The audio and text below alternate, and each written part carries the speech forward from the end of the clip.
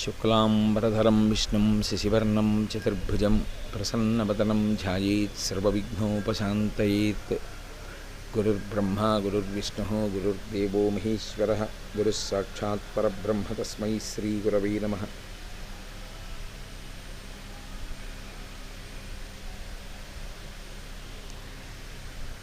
వ్యాసాయ విష్ణురూపాయ వ్యాసరూపాయ విష్ణవే నమో వై బ్రహ్మనిధయే వాసిష్ఠాయ నమో నమః. కూజంతం రామ రామేతి మధురం మధురాక్షరం ఆరుహ్య కవితాశాఖాం వందే వాల్మీకికోకిలం. శృతిస్మృతిపురాణానాం ఆలయం కరుణాలయం నమామి భగవత్పాదశంకరం లోకశంకరం. వాగర్ధావివ సంపృక్తౌ వాగర్ధప్రతిపత్తయే జగతః పితరౌ వందే పార్వతీపరమేశ్వరౌ.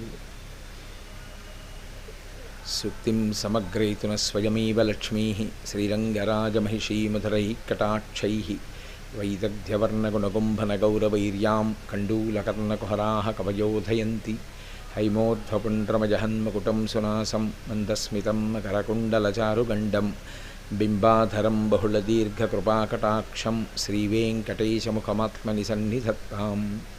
విమలపటి కమలకుటి పుస్తకరుద్రాక్షసస్తహస్తపుటి కామాక్షి పక్ష్మలాక్షి కలిత విపంచి విభాసి వైరించి.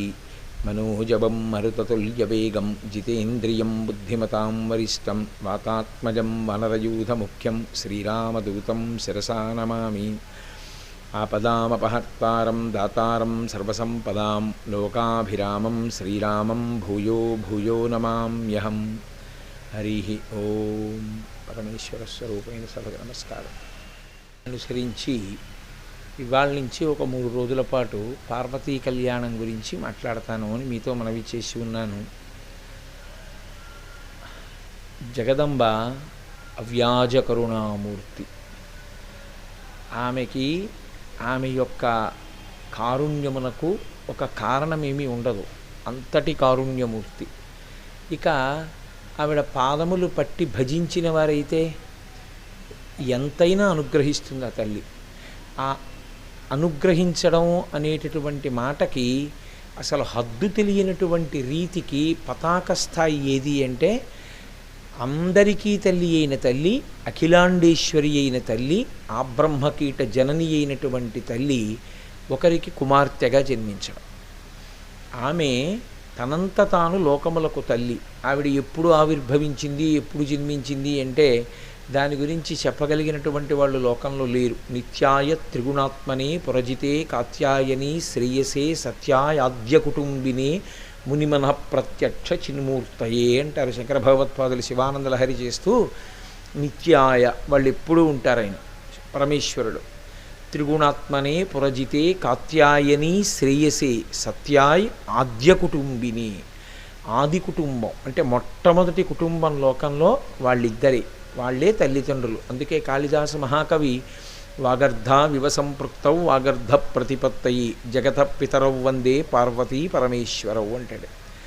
అటువంటి జగత్తుని కన్న తల్లిదండ్రులైనటువంటి పార్వతీ పరమేశ్వరులు వేరొకరికి బిడ్డలయ్యే అవకాశం ఉండదు. కానీ ఆ తల్లి ఎంత అనుగ్రహిస్తుంది అంటే, అమ్మ నిన్ను నా కూతురుగా చూడాలని ఉంది, నేను నీ గడ్డం పట్టుకుని నిన్ను నా కుమార్తెగా సంభావించి ముద్దు చెయ్యాలని ఉందమ్మా, నీకు నేను తండ్రిని అన్న కీర్తిని పొందాలనుంది, కాబట్టి నువ్వు నాకు కుమార్తెగా రావాలి అని ప్రార్థన చేసినటువంటి భక్తుల యొక్క కోరిక తీర్చడం కోసం ఆమె కొంతమందికి కుమార్తె అయింది. అలా అనుగ్రహించినటువంటి స్వరూపంలోనే ఆమె ఒకానొకప్పుడు కాత్యాయన మహర్షికి కుమార్తె అయింది, కాత్యాయని. ఆమె భృగు మహర్షికి కుమార్తె అయింది, భార్గవి. జనక మహారాజు గారికి కుమార్తె అయింది, జానకి. అలాగే పర్వతరాజుకి పుత్రి అయింది, పార్వతి. దక్ష ప్రజాపతికి కుమార్తె అయింది, దాక్షాయణి. మీరు ఒక్క విషయాన్ని మాత్రం చాలా జాగ్రత్తగా గమనించాలి. ఆవిడ ఎన్ని అవతారాలైనా స్వీకరిస్తుంది, ఎంతమందికైనా కుమార్తెగా ఆవిర్భవిస్తుంది.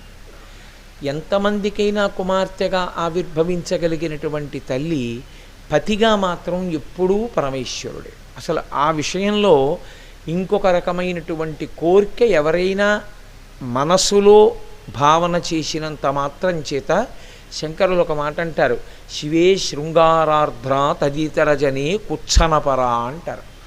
ఆవిడ కళ్ళల్లో బీభత్సరసం కనబడుతుంది. అమ్మ దగ్గరికి వెళ్ళినప్పుడు మగ ఆడ అని కాదు, ప్రత్యేకించి అమ్మ దగ్గరికి వెళ్ళేటటువంటి పురుషులు మేము అమ్మ కొడుకులము అన్న భావనతో వెళ్ళాలి తప్ప, అమ్మ దగ్గరికి వెళ్ళేవాళ్ళు మేము మగవాళ్ళము అన్న భావనతో వెళ్ళి నిలబడకూడదు. అలా నిలబడితే అవతలవాడు పురుషుడుగా తనని స్త్రీగా ఎవరు చూస్తాడో అలా చూసినటువంటి వాడి చూపుకి అమ్మవారి కండ్లల్లో భీభత్సరసం కనబడుతుంది అన్నారు శంకర భగవత్పాదులు. ఆమె జగజ్జనని కనుక ఆమె ముందు నిలబడినప్పుడు కేవలము మాతృభావన తప్ప అన్యభావన పనికిరాదు. అందుకే ఆవిడ లోకంలో ఆమె యందు కామము కలిగి ఉండడానికి అర్హత పొందినవాడు ఒక్క పరమేశ్వరుడే. అందుకే ఆమె శివకామ సుందరి. పరమేశ్వరునికి మాత్రము ఆయన యొక్క కామము కదలడానికి ఆమె తగినటువంటి క్షేత్రము తప్ప మిగిలిన వాళ్ళకి ఆవిడ అఖిలాండేశ్వరి, సమస్త భువనములకు ఆవిడ తల్లి. అటువంటి తల్లి అపారమైన కారుణ్యం చేత కుమార్తెగా జన్మిస్తూ ఉంటుంది. అలా ఆమె అవతరించినటువంటి అవతారాల్లో ఒక ప్రశస్తమైనటువంటి అవతారం దాక్షాయణి. దాక్షాయణి అన్న పేరుతో ఆవిడ ఆవిర్భవించింది ఒకప్పుడు. ఎందువల్ల అంటే దక్ష ప్రజాపతి కోరుకున్నాడమ్మా, నువ్వు నా కడుపున పుట్టాలి, నీవు నాకు కుమార్తెవి కావాలి, అనుగ్రహించింది, దాక్షాయణిగా జన్మించింది. ఇబ్బంది అలా ఎక్కడొచ్చిందంటే అవగాహన రాహిత్యము అయోమయము దేనివల్ల పెరుగుతాయంటే అహంకారం చేత పెరిగిపోతాయి. ఆ అహంకారం అర్థం పర్థం లేని అహంకారం కింద తయారైందనుకోండి, దానివల్ల యుక్తాయుక్త విచక్షణ మరిచిపోయి చిట్ట చివరికి చేటు తెచ్చుకుంటారు.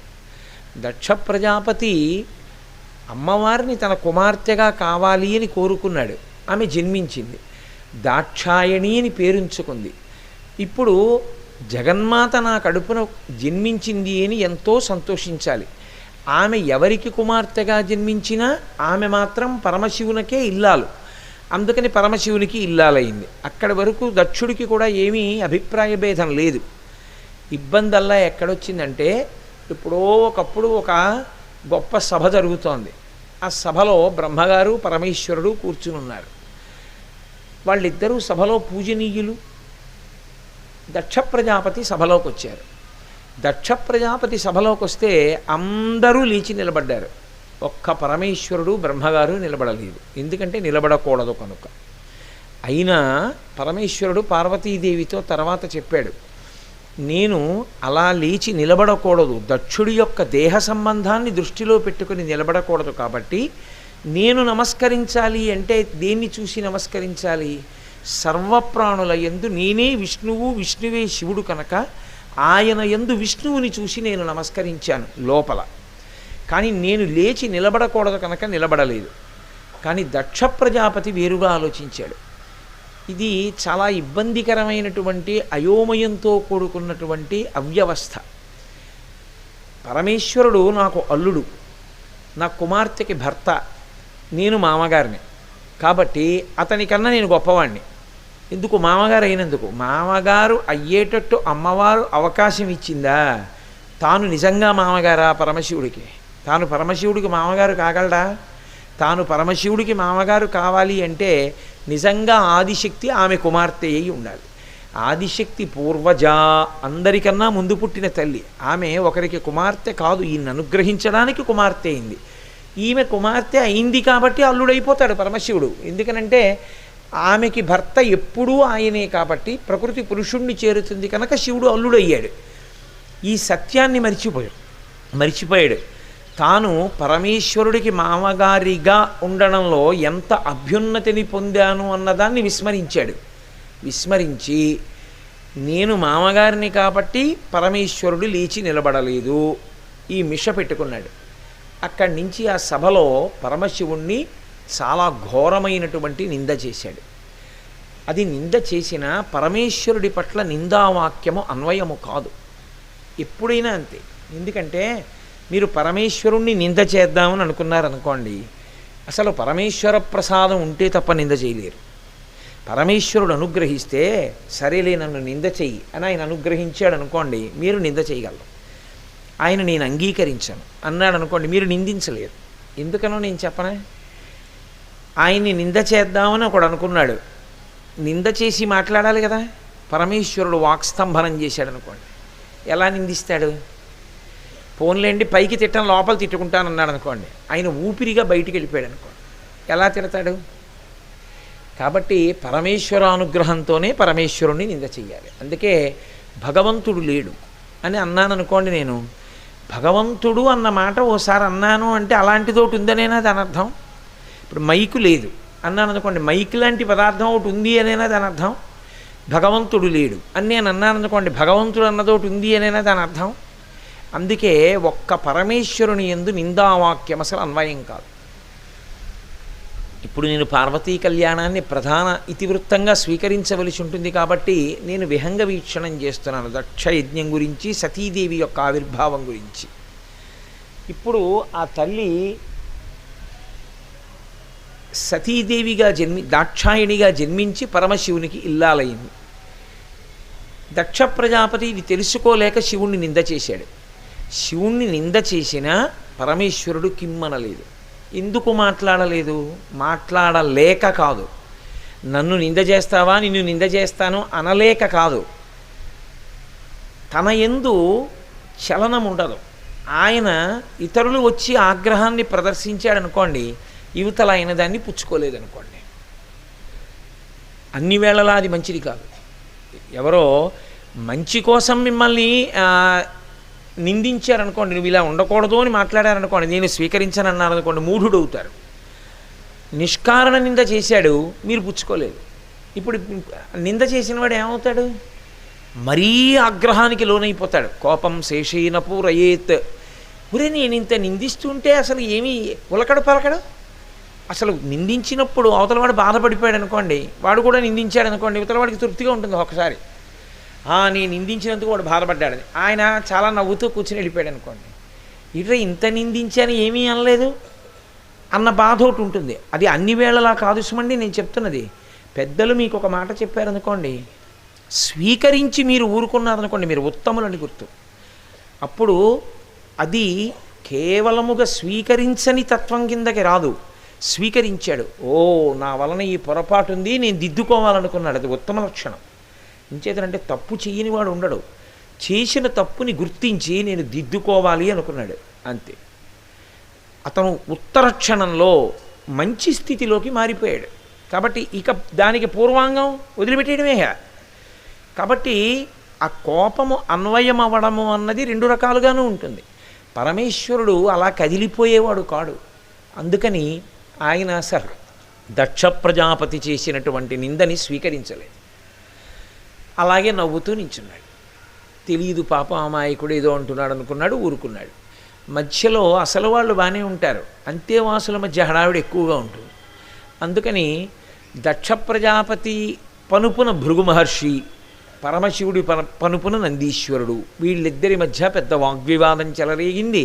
ఇద్దరు శాపవాక్కులు విడిచిపెట్టుకునేంత స్థాయికి వెళ్ళిపోయారు. అయిపోయింది, పరమేశ్వరుడు ఇంటికి వెళ్ళిపోయాడు. మనసుకి పట్టలేదు అన్న మాటకు అర్థం ఏమిటి? ఇప్పుడు ఉత్తర క్షణం ఈ మాట ఎవరికి చెప్పాలి? అసలు ఇంటికి వెళ్ళి పార్వతీదేవికి చెప్పాలి. మీ నాన్నగారు ఏమన్నాడో తెలుసా అనాలి. మా మామగారు ఏమన్నాడో తెలుసా కాదు. ఎందుకని అంటే మరి నిందించాడు కదా, మీ నాన్నగారు ఏమన్నారో తెలుసా అనాలి. అసలు ఆయన ఏమీ అనలేదు, మా మామగారు అనలేదు, మీ నాన్నగారు అనలేదు. ఇది చెప్పలేదు. ఎందుకు చెప్పలేదంటే ఆయన మనసుకు పట్టలేదు. ఆయన వెళ్ళాడు, ఆయన పనిలో ఆయన నిమగ్నం అయ్యాడు. పట్టినవాడెవరు?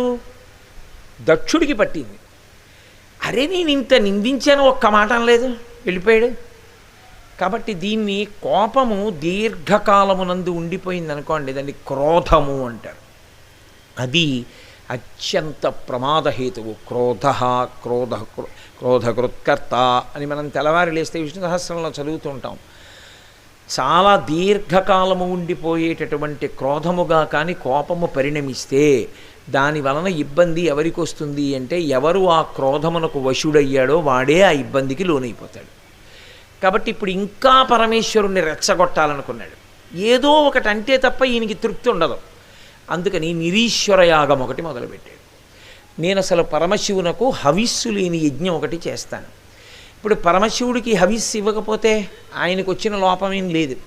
కానీ ఈయన ఏమనుకున్నాడంటే పరమశివుడికి హవిస్సు లేని యాగం ఒకటి నేను చేస్తే ఆయన్ని చిన్నబుచ్చినట్లు అవుతుంది. ఇంతమందిని పిలిచి నేను ఆయన్ని పిలవకపోతే, ఆయనకి హవిస్సు ఇవ్వకపోతే అవమానం కదా, పనికి మాలిన వాడి కింద లెక్క కట్టినట్టు కదా. కాబట్టి నేను పరమశివుడు పనికి మాలిన వాడని ఇలా నిరూపిస్తాను. అంటే ఆ క్రోధానికి హద్దు లేదు. ఆ క్రోధానికి యుక్తాయుక్త విచక్షణ లేనటువంటి స్థితికి తీసుకెళ్ళిపోయాడు. అసలు క్రోధానికి ఉండేటటువంటి మొట్టమొదటి లక్షణం అది. క్రోధం ఏం చేస్తుందంటే మీ సహజమైనటువంటి స్వరూపమేదో దాన్ని మరుగున పెట్టేస్తుంది. అందుకే పెద్దలు ఏం చేస్తారంటే కోపాన్ని సాధనంగా తీసుకుంటారు. అది చాలా చాలా గొప్ప విషయం. లోకంలో అది ఎంతో సాధన చేస్తే తప్ప రాదు. నేనిప్పుడు కోప్పడితే వ్యవస్థని చక్కబెట్టగలుగుతాను అనుకున్నాడు అనుకోండి, ఆయన ఏం చేస్తాడంటే అప్పుడు కోపాన్ని తెచ్చిపెట్టుకుంటాడు. తెచ్చిపెట్టిన కోపం వచ్చేసిన వాడు ఎలా ఉంటాడో అలా కళ్ళు పెద్దవి చేసి అలా వ్యగ్రతతో మాట్లాడతాడు. కానీ ఒక్క పుల్లు మాట ఆయన నోటి వెంట రాదు.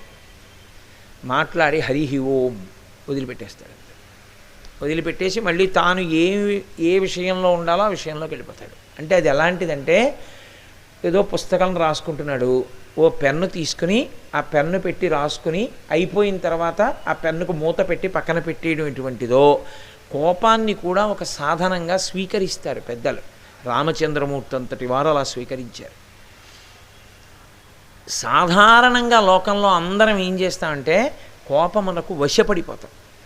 అది మనని వశం చేసుకుంటుంది. వశం చేసుకోవడానికి ఎక్కడి నుంచో బయట నుంచి రాదది. అదును కోసం ఎదురు చూస్తూ ఇక్కడే కూర్చుంటుంది. అందుకే శంకరుల్లో ఎవరు చెప్పగలరు? శంకరులు అంటారు, కామక్రోధశ్చ లోభశ్చ దేహే తిష్టంతి తస్కరాహ, అది జ్ఞానరత్నాపహారాయ తస్మాత్ జాగ్రత్త జాగ్రత్త. ఎప్పుడూ జాగ్రత్తగా ఉండు, ఇక్కడే కూర్చుంటాయి. కామము క్రోధము లోభము అనేటటువంటి దొంగలు ఇక్కడ ఉంటారు.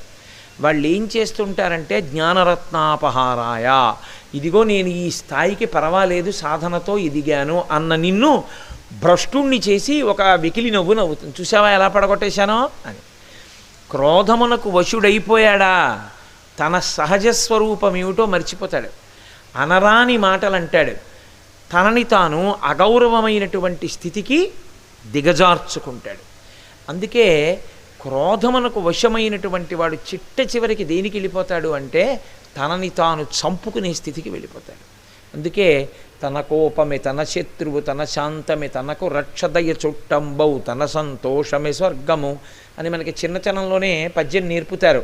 తన కోపమే తన శత్రువు, కోపము తనకి శత్రువు. ఒక్కొక్కసారి క్రోధమునకు వశుడైన వాడు చేసేటటువంటి పని ఎన్ని జన్మలెత్తనివ్వండి ఇక పైకి రాలేడు. వాల్మీకి మహర్షి శ్రీరామాయణం సుందరకాండలో మాట అంటారు, క్రుద్ధ పాపం నకుర్యాత్క క్రుద్ధో హన్యాద్గురునపి అంటారు. క్రోధమునకు వశుడైనటువంటి వాడు ఏది చెయ్యడు, చిట్ట చివరికి గురువుగారిని కూడా చంపేస్తాడు.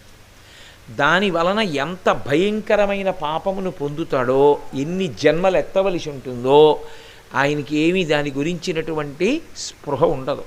ఆ క్రోధము అటువంటి స్థితిని కల్పిస్తుంది. అందుకని దక్ష ప్రజాపతి నిరీశ్వర యాగం చేస్తానన్నాడు. పట్టించుకున్నవాడైతే ఆయనకి కోపం వస్తుంది పరమశివుడికి. ఇప్పుడు ఆయనకి కోపం వచ్చేసింది అనుకోండి, దక్ష ప్రజాపతే కాదు పాడైపోయింది, పరమశివుడు కూడా పాడైపోయిన వాడు అవుతాడు. ఆయన అలాగే ఉన్నాడు. ఇప్పుడు కథ ఒక విచిత్రమైన స్థితికి చేరింది. ఇది మొట్టమొదట వ్యక్తి తప్పు, తర్వాత ఏమైపోయిందంటే సామాజికమైనటువంటి తప్పుగా మారిపోయింది.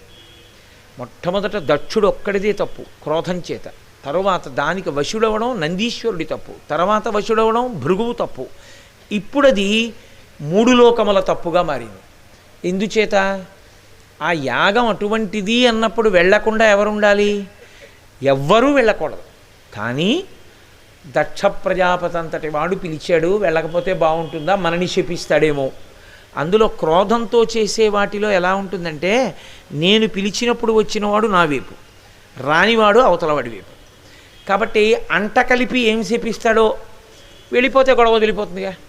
పరమేశ్వరుడి విషయంలో మరి ఆయన మహానుభావుడు, ఆయనకేం అలాంటి కోపతాపాలు ఉండవు. కాబట్టి యాగానికి వెళ్ళిపోతేనే మంచిది, అందరూ వెళ్ళిపోతున్నారు. ఇప్పుడు మరి ఎవరు దిద్దాలి దీన్ని? దక్షయజ్ఞాన్ని దాక్షాయణి అవతారము యొక్క ప్రశస్తి, దాక్షాయణిగా తల్లి 2 సందేశములను లోకానికి ఇచ్చింది. అథవా ఇప్పుడు అమలులో లేదు కానీ కాబట్టి నేను దాన్ని కలపట్లేదు, 3గా ఆవిడ సంకేతించింది. కానీ ఇవాళ ఉన్న పరిస్థితుల్లో నేను దాన్ని 2కే పరిమితం చెయ్యగలను. ఎందుకంటే నేను చట్టానికి లోబడవలసిన అవసరం ఉన్నవాడిని కాబట్టి ఒక పౌరుడిగా.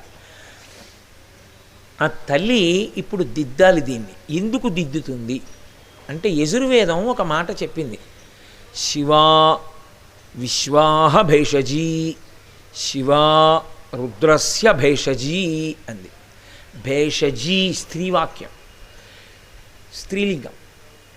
ఆమె భేషజీ అంటే ఓషధి, ఆమె మందు లాంటిది. ఎవరికి? విశ్వస్య, ఈ విశ్వమునకంతటికీ కూడా ఆవిడ మందు వేస్తూ ఉంటుంది. మందు ఎప్పుడు వేసుకుంటారు? అంతా సక్రమంగా పనిచేస్తోంది అనుకోండి, మందు ఎందుకు? ఎక్కడో తేడా వచ్చిందనుకోండి, అప్పుడే కదా మందు వేసుకుంటాం. ఎక్కడ దోషం వచ్చిందో దోషాన్ని దిద్దాలి, దిద్దడానికి ఓషధిని స్వీకరిస్తారు. ఆవిడ ఎవరంటోందంటే వేదం శివ, శివ అంటే పార్వతీదేవి, శివ అంటే శివుడు. శివా విశ్వాహ భేషజీ, ఆమె విశ్వమునకంతటికీ కూడా ఓషధి.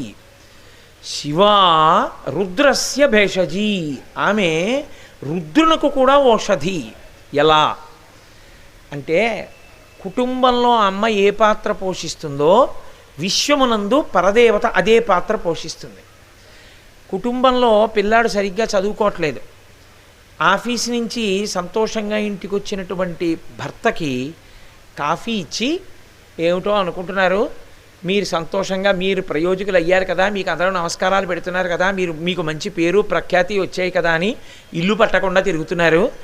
నేను ముందే చెప్తున్నాను, తర్వాత నన్ను అనద్దు, మీ కొడుకు అన్నీ సున్నలుంటుంది. మీ కొడుకు అంటుంది, మన కొడుకు అంటాం, లేదా నా కొడుకు అంటాం. వాడికి మంచి మార్కులు వచ్చాయనుకోండి, నా కొడుకు అంటాం.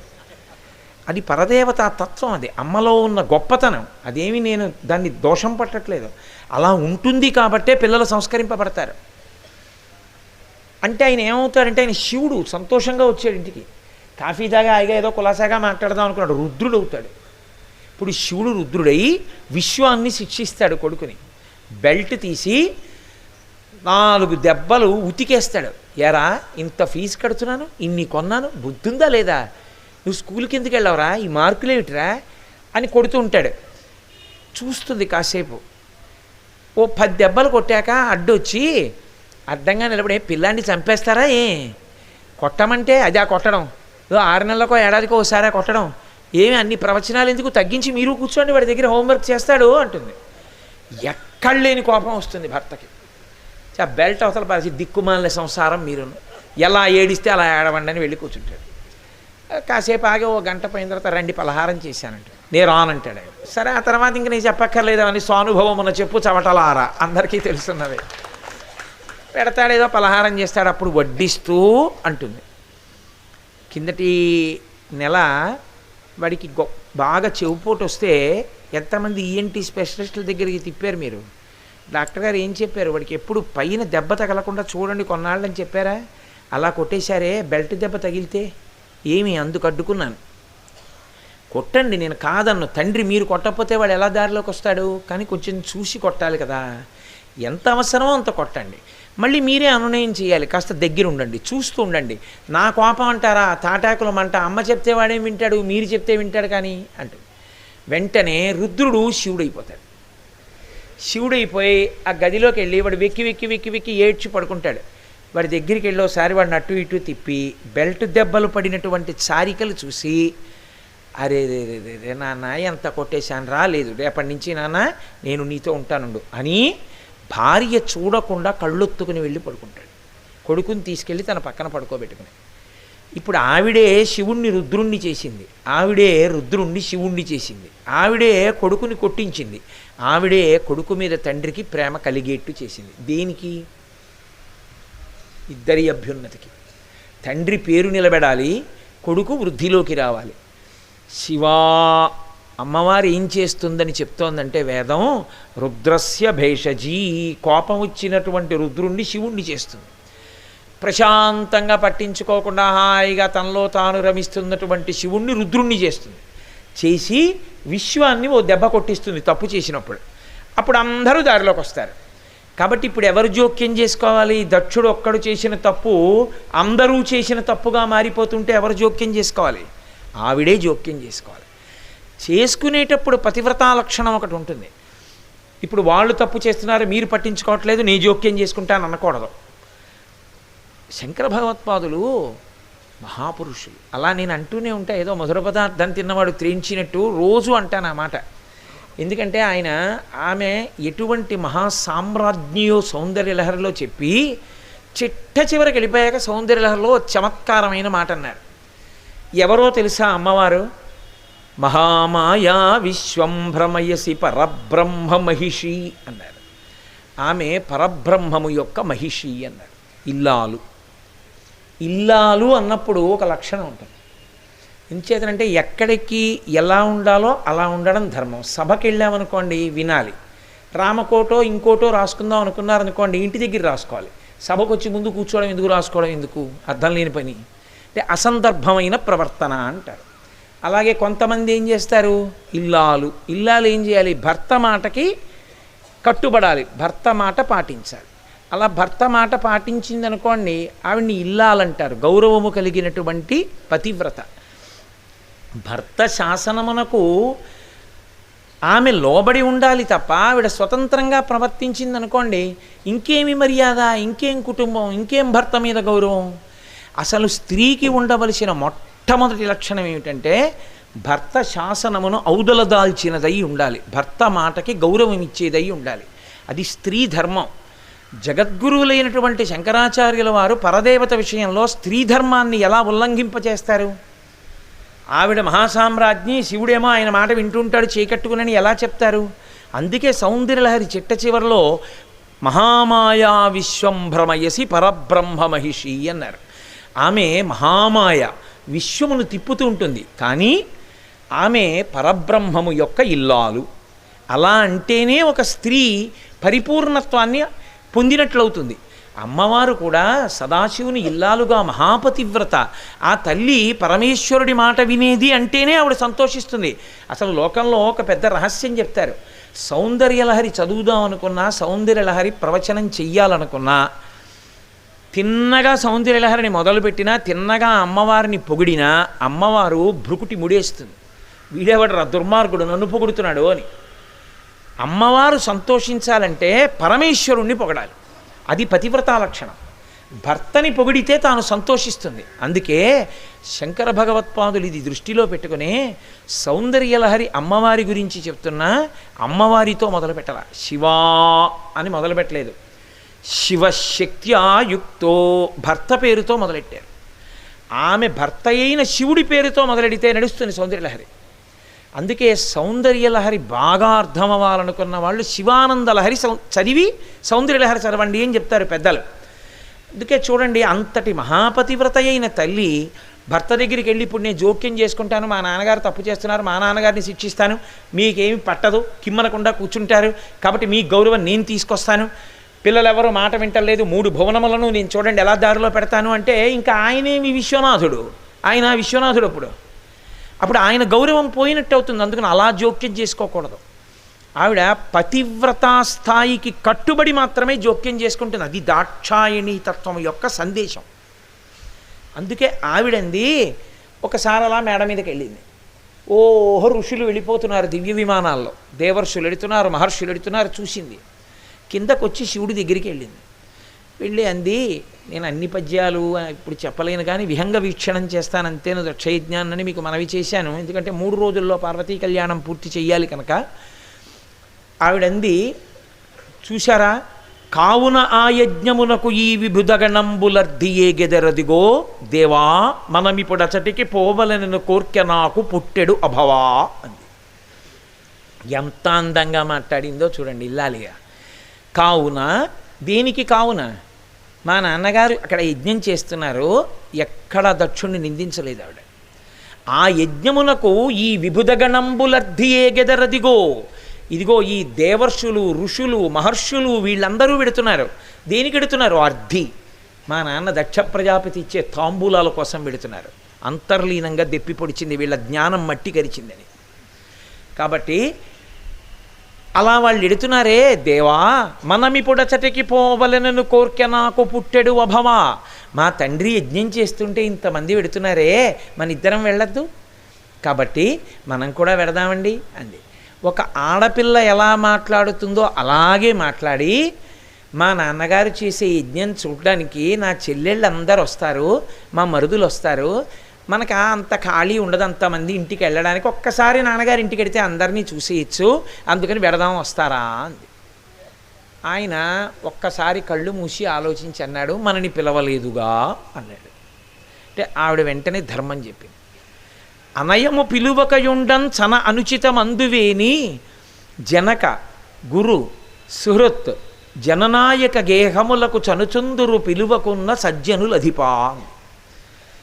నీకు తెలియని ధర్మమా పరమేశ్వర? ఈశాన సర్వ విద్యానాం ఈశ్వర సర్వభూతానాం బ్రహ్మాధిపతి బ్రహ్మణోధిపతి బ్రహ్మా శివోమే అస్తు సదాశివోం. మీరు సమస్త శాస్త్రములు మీ అందే ఉంటాయి. పిలవకపోయినా 4 ఇళ్ళకి వెళ్ళచ్చు.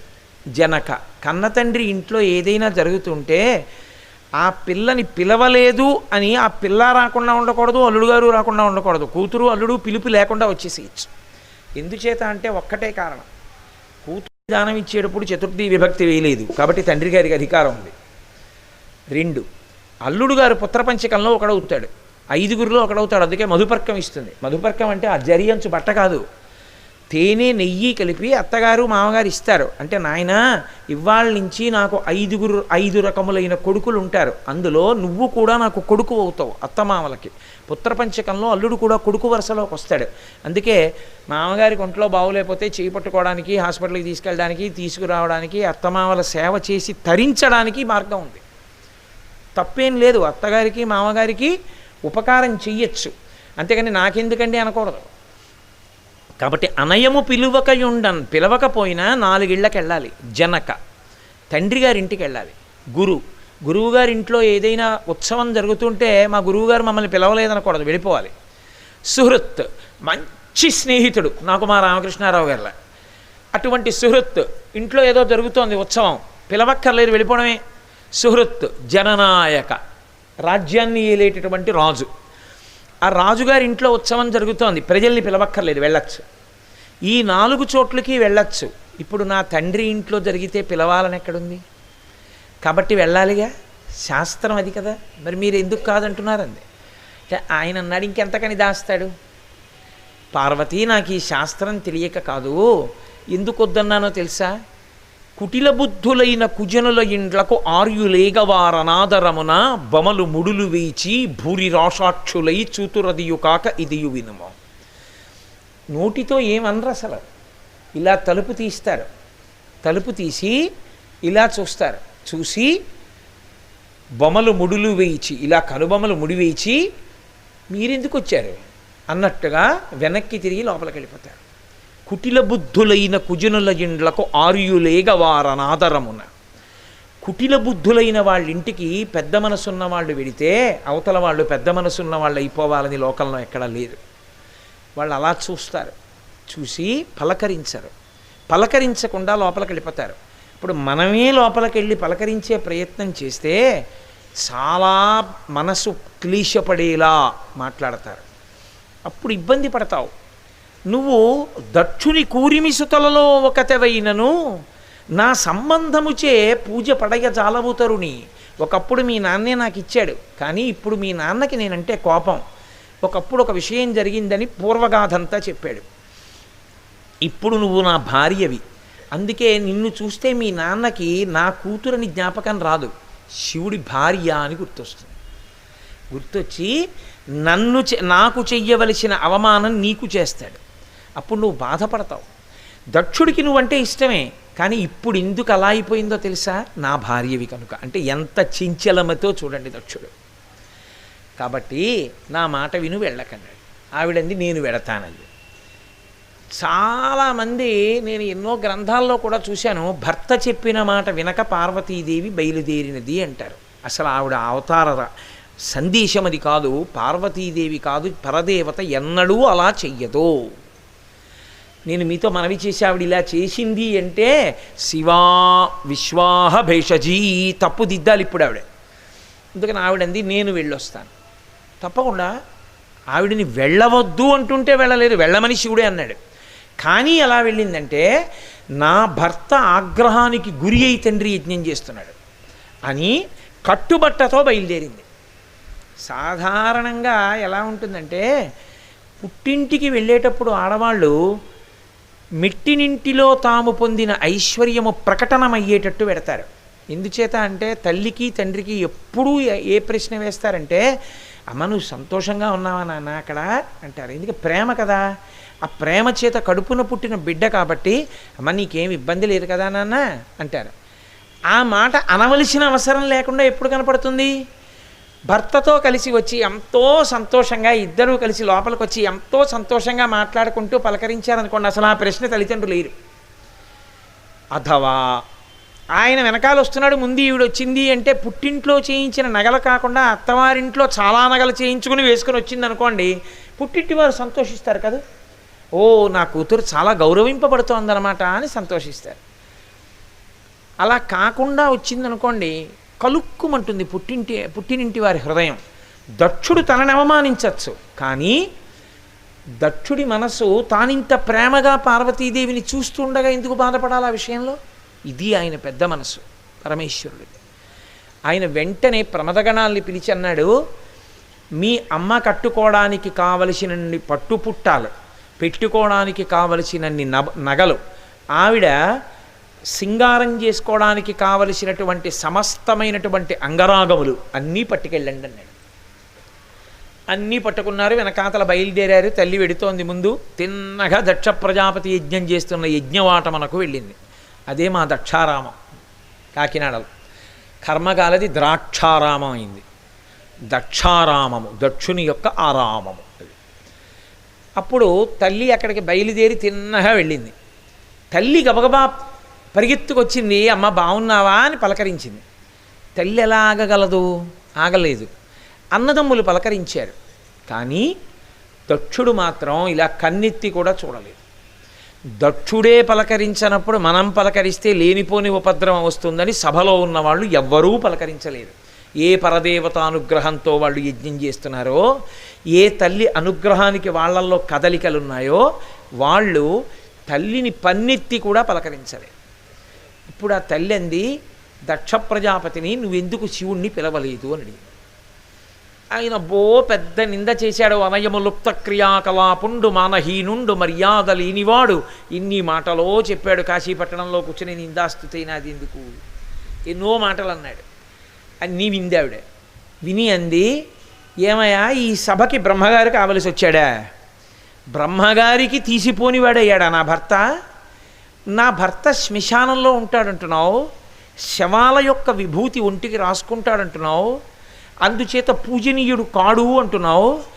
అది నిజమైతే పరగచితాస్తి భస్మ నృకపాల జటాధరుడున్ ఉగ్రపరేత భూచరుండు పిశాచ యుక్తుడని శర్వునమంగళుగా తలంపరెవ్వరున్ ఒక్క నీవు తప్ప, మరి వాక్పతి ముఖ్యులం మహాత్ము చరణ సరోజములన్ సమ్మతి దల్పరే మస్తకంబులన్.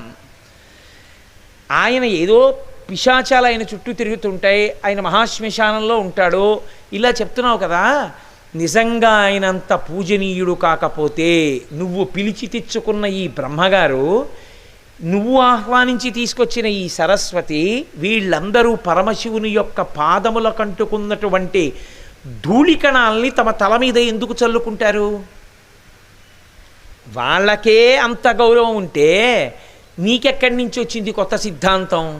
పరమేశ్వరుడు శ్మశానంలో ఉన్నాడు నిజమే, ఎందుకున్నాడు నేను మీకు మనవి చేశాను. అనుశాసనిక పర్వంలో ఆయనే చెప్పాడు అని మీతో మనవి చేశా. అసలు ఆ మాటకొస్తే ఆయన అంత కారుణ్యశీలి లేడు. శరీరం విడిచిపెట్టిన తర్వాత తోడొచ్చేవాడు ఒక్కడూ లేకపోతే నేనున్నానని అక్కడ నిలబడతాడు.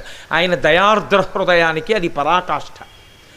అటువంటి పరమేశ్వరుడు శర్వుడు. ఆయన శర్వుడు అంటే ఈ భూమిలో నుండి వచ్చేటటువంటి సమస్త సంపద ఆయన అనుగ్రహము చేతనే వస్తుంది. మీరు చూడండి, ఇవాళ నేను ఇలా ఉన్నాను, ఎందువల్ల ఉన్నాను? మధ్యాహ్నం కాస్త అన్నం తిన్నాను. అన్నం ఎలా తిన్నాను? ఎక్కడో వరి పండింది, ఆ బియ్యం తీసుకొచ్చాం, నీళ్ళల్లో పోసాం. నీళ్ళు ఎక్కడివి? ఆయనే. సంజీవనం సమస్తస్య జగత సలిలాత్మిక భవ ఇత్యుచ్యతే మూర్తిర్భవస్య పరమాత్మనః. లింగపురాణం చెప్తోంది. భవ అన్న పేరుతో లోకాన్ని బతికించడానికి నీటి రూపంలో శివుడు ఉంటాడు. అగ్ని ఆయన శాసనం, నువ్వు ప్రతి ఇంట్లోనూ వంట బ్రాహ్మణుడిగా ఉండు అని. అందుకని అగ్నిహోత్రుడు ఉడికిస్తున్నాడు. అగ్నిహోత్రుడు ఉడికిస్తే నీటి రూపంలో ఆయనే ఉండి భూమిలోంచి వరి పండేటట్టుగా చేసి అన్నం ఇచ్చి తినేటట్టు చేసి అన్నపూర్ణమ్మ అది సప్తధాతువుల్లో కలిసేటట్టు చేస్తే సాయంకాలం నేను ఉపన్యాసం చెప్పాను. లేకపోతే ఉపన్యాసం ఎక్కడ, నీరసం వచ్చి ఎక్కడ పడున్నాను, ఏ గదిలోనూ. కాబట్టి శర్వుడు అంటే ఒకటి నేనున్నాను, భవతి అంటారు. ఉన్నాను అన్నదానికి కారణం బయట పోషించిన పదార్థములన్నీ ఆయన అనుగ్రహం. పోషింపబడమే కాదు, భోగములన్నీ ఆయన అనుగ్రహం. నేను కారులో ఎక్కడికో వెళ్ళాను, విశ్వనాథ మందిరానికి. కారు తయారు చేసేటటువంటి ఇనుము ఎక్కడిది? భూమిలోంచి వచ్చింది, ఇనప ఖనిజం. ఆ కారులో పోయడానికి కావలసిన పెట్రోల్ ఎక్కడిది? భూమిలోంచి వచ్చింది. ఇప్పుడు ఆ పెట్రోలు ఇనుము కలిస్తే కదూ కారు అయింది. ఆ రెండూ భూమిలోంచి వచ్చాయి. అంటే భోగములన్నీ భూమిలోంచే వచ్చాయి. నిలబడడానికి కావలసినవన్నీ భూమిలోంచే వచ్చాయి. నిలబడడానికి కావలసినవి, భోగాలకి కావలసినవి పరమేశ్వరుడై ఉన్నాడు. నువ్వు చేసే యజ్ఞం, అందులోని సృక్కు, అందులో వాడుతున్నటువంటి స్రవం, రుద్రంలో అభిషేక మంత్రాల్లో చెప్తారు స్వామి గురించి, ఇవన్నీ పరమశివ స్వరూపాలే అని. ఆ యజ్ఞశాల, నీ బతుకు, నువ్వు ఉన్నానండం, నువ్వు మాట్లాడడం, నువ్వు తినడం, నువ్వు ఇస్తున్న హవిస్సు, ఇవన్నీ శివుడు. శివుడిని వద్దండం ఏమిట్రా? శివుడు లేకుండా అసలు యజ్ఞం ఉంటుందా? దేనికి అవమానించావు శివుణ్ణి అని ఆవిడ అడిగి, దక్షుడు మనసు మార్చుకోకపోతే ఆవిడ ఒక మాట అంది. ఇప్పుడు తన తప్పు తాను దిద్దుకుంటాడేమో ఒక అవకాశం ఇచ్చింది. ఆయన దిద్దుకునే పరిస్థితిలో లేడు. ఇప్పుడు ఆయన దిద్దుకోవట్లేదు. ఒక్కరు లేచి తప్పయా, ఆవిడ చెప్పింది నిజం, నీ బుద్ధి మార్చుకో అని అనలేదు. కాబట్టి ఇప్పుడు 3 లోకముల తప్పు అక్కడ ఉంది. ఇప్పుడు ఈ తప్పు దిద్దాలి. తప్పు దిద్దడానికి మీరు ఒక్కటి గుర్తుపెట్టుకోండి, ఆవిడ పరదేవత, ఆవిడ ఆదిపరాశక్తి. ఆవిడే తలుచుకుందనుకోండి, ఆవిడకి ఒక్క క్షణం పట్టదు యజ్ఞాన్ని ధ్వంసం చేయడం. కానీ ఒక కన్న కుమార్తెగా, వేరొకరి భార్యగా, ఆ ఇంటికి పుట్టింటికి వచ్చిన ఆడపిల్లగా దక్షయజ్ఞ ధ్వంసం ఆవిడ చెయ్యదు. ఎందుకంటే ఎక్కడెక్కడ ఇటువంటిది ఉంటుందో అక్కడక్కడ ఆవిడ సాక్షి మాత్రమే. మహాప్రళయతాండవ సాక్షిణి ఆవిడ కన్న తల్లి, చంపలేదు. ధర్మరక్షణార్థం రాక్షస సంహారం చేస్తుంది. అంటే వాడు అందులో ఉంటే ఇంకా పాడైపోతున్నాడని విడిపిస్తుంది కారుణ్యంతో. ఇప్పుడు ఆవిడే చంపేస్తే అర్థం లేదు, కానీ 3 భువనములకు పాఠం చెప్పాలి. అందుకని ఆవిడంది, నరుడు అజ్ఞానమునన్ భుజించిన జుగుప్సంబైన యన్నంబు సయ్యన వెళ్ళించి పవిత్రుడైన గతి దుష్టాత్ముండవై ఈశ్వరున్ అఘను నిందించిన నీ తనూభవ అనంగా ఓర్వ. ఈ శరీరమున్ విడిచి భాస్వచ్యుద్ధి ప్రాపించదన్. నరుడు అన్నం తిన్నాడు, ఏదో పప్పు అన్నమో కూర అన్నమో పులుసన్నమో తిన్నాడు, బాగా రుచిగా ఉంది కదా అని. తీరా కడుపు నిండా తినేసిన తర్వాత అడుగున ఇంకా బాగుంది, కొంచెం ఏమైనా ఉంటే కాస్త నంచుకోవడానికి వేసుకుందామని పెరుగు అన్నంలో వేద్దామని గరిటెతో ఇలా అన్నాడు. చచ్చిపోయిన బల్లి పైకొచ్చింది. అయ్యో, ఇంత రుచిగా ఉన్న పులుసన్నం నేను తిన్నానని కడుపులో ఉంచుకుంటాడా? వేలు పెట్టి కక్కేస్తాడా? తాను ఎంతో బాగుందని తిన్నన్నమైనా అది తిన్న అన్నం మంచన్నం కాదని తెలుసుకున్న ఉత్తర క్షణంలో నరుడు తన నోట తన వేలు పెట్టి తన కడుపులోది తాను కక్కినట్టు, నరుడు అజ్ఞానమునన్ భుజించిన జుగుప్సంబైన యన్నంబు సయ్యన వెళ్ళించి పవిత్రుడైన గతి పనికి మాలిన వాడవై ఈశ్వరున్ అఘను నిందించిన నీ తనూభవ అనంగా ఓర్వా. ఇక నీ కూతుర్ని అన్న పేరుతో ఈ శరీరంతో బయట తిరగను. ఇలా తిరిగితే దాక్షాయిణి అంటారు నన్ను. ఇక నీ కూతురు అనిపించుకోవడం నాకు ఇష్టం లేదు. ఎందుకని అంటే ఒకనాడు నిన్ను అనుగ్రహించి నీకు కుమార్తెగా వచ్చా. నీ కుమార్తెగా ఉండడం ఇష్టం లేకే ఆ అవతారాన్ని చాలించానని లోకానికి తెలియాలి. అందుకే నేను ఈ అవతారాన్ని చాలించేస్తున్నాను అని వెంటనే ఆవిడ యోగాగ్నిని రగల్కొల్పి అందులో భాస్వచ్యుద్ధి ప్రాపించదన్ అని ఆ అగ్నిహోత్రంలో దుముకి వెంటనే శరీరాన్ని విడిచిపెట్టేసింది. అందుకు నావిండి సతీదేవి అన్నారు, మహాపాతివ్రత్యమున్న తల్లి. ఆవిడ భర్త నిందని కూడా ఆమె అంగీకరించలేదు. ఇప్పుడు ఆవిడ శరీరాన్ని విడిచిపెట్టేస్తూ చిట్ట చివరి సందేశాన్ని ఇచ్చింది లోకానికి. మనం చూడండి, ఓ మాట అంటుంటాం, మరణవాంగ్మూలము అని. చనిపోయే ముందు ఒక వ్యక్తి ఒక మాట చెప్పాడనుకోండి, ఇంకా అది సత్యము అనే నమ్ముతుంది న్యాయస్థానం. అలాగే సతీదేవిగా అవతారాన్ని చాలించేస్తూ ఆవిడ ఒక సందేశాన్ని దక్షుణ్ణి అడ్డుపెట్టి లోకానికి చెప్పి వెళ్ళిపోయింది. భవోనహోద్వేష్టి శివం శివేతరహ. ఓరి పిచ్చాడా, శివుణ్ణి ద్వేషించి, శివుణ్ణి నిందించి, శివుణ్ణి విమర్శించి, శివుణ్ణి దూరం చేసి, శివుణ్ణి కాదని నువ్వు ఏ పని మొదలుపెట్టినా అది శివము కాదు, మంగళప్రదము కాదు. అది అశుభంగా, అమంగళకరంగా, భయంకరంగా, బీభత్సంగా ఆగిపోతుంది. నువ్వు ఇవాళ శివనిందతో మొదలుపెట్టావు కాబట్టి నీ పని పూర్తి కాదు అని చెప్పి ఆవిడ అవతారాన్ని విడిచిపెట్టింది. ఇది ఆనాటి నుండి ఈనాటికి ఏనాటికి అమ్మవారి యొక్క సందేశం. భవోనహోద్వేష్టి శివం శివేతరహ. శివుణ్ణి నింద చేసిన వాడు శివమును అనగా శుభమును పొందలేడు. ఇప్పుడు ఆవిడ శరీరాన్ని విడిచిపెట్టేసింది అన్న వార్త ప్రమథగణాలు వెంటనే వాళ్ళ కోపం వస్తుంది కదండి, మరి అమ్మవారి శరీరం విడిచిపెట్టింది. ఆ దక్షుడి మీదకి వెళ్ళారు. భృగువుది అదో విచిత్రమైన జీవితం. ఆయనకి శివద్వేషం. అందుకని ఆయన పార్వతీదేవి అమ్మవారు దాక్షాయణి శరీరాన్ని విడిచిపెట్టింది, శివుడు అవమానింపబడ్డాడని ఆ ప్రమథగణాలు దక్షుణ్ణి ఏమీ చెయ్యలేకుండా కృత్యల్ని సృష్టించాడు. యజ్ఞంలోంచి సృష్టించి వాళ్ళని పారద్రోలేడు. ఇప్పుడు వాళ్ళు బాధపడుతూ ఏడుస్తూ కైలాసానికి వెళ్ళారు. పరమశాంతంగా కూర్చునున్నాడు పరమేశ్వరుడు. ఏమిరా ఎందుకు ఏడుస్తున్నారన్నాడు. అమ్మగారు శరీరం విడిచిపెట్టిందండి అన్నాడు. ఎందుకు విడిచిపెట్టిందిరా అన్నాడు. దక్షుడు నింద చేశాడండి మిమ్మల్ని, తట్టుకోలేక ఆవిడ శరీరం విడిచిపెట్టింది. మరి మీరేం చేశారన్నాడు కళ్ళు పెద్దవి చేసి. మేము దక్షయజ్ఞంలో దక్షుడికి బుద్ధి చెప్పడానికి మీద పడ్డాం, కానీ భృగువు కృత్యల్ని సృష్టించి మమ్మల్ని పారద్రోలాడు అన్నారు. అంతే.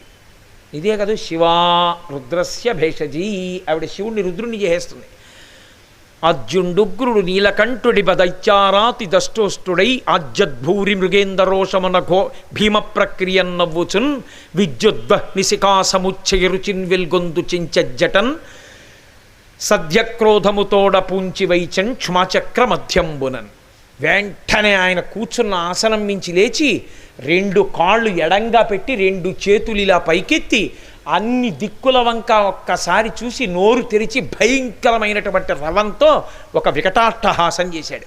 అంటే రుద్రుడైపోయాడు. అయిపోయి గంగాదేవి చేత తడపబడినటువంటి ఆ ఎర్రటి జడనొక దాన్ని పెరికి భూమి యొక్క మధ్య భాగానికేసి కొట్టాడు.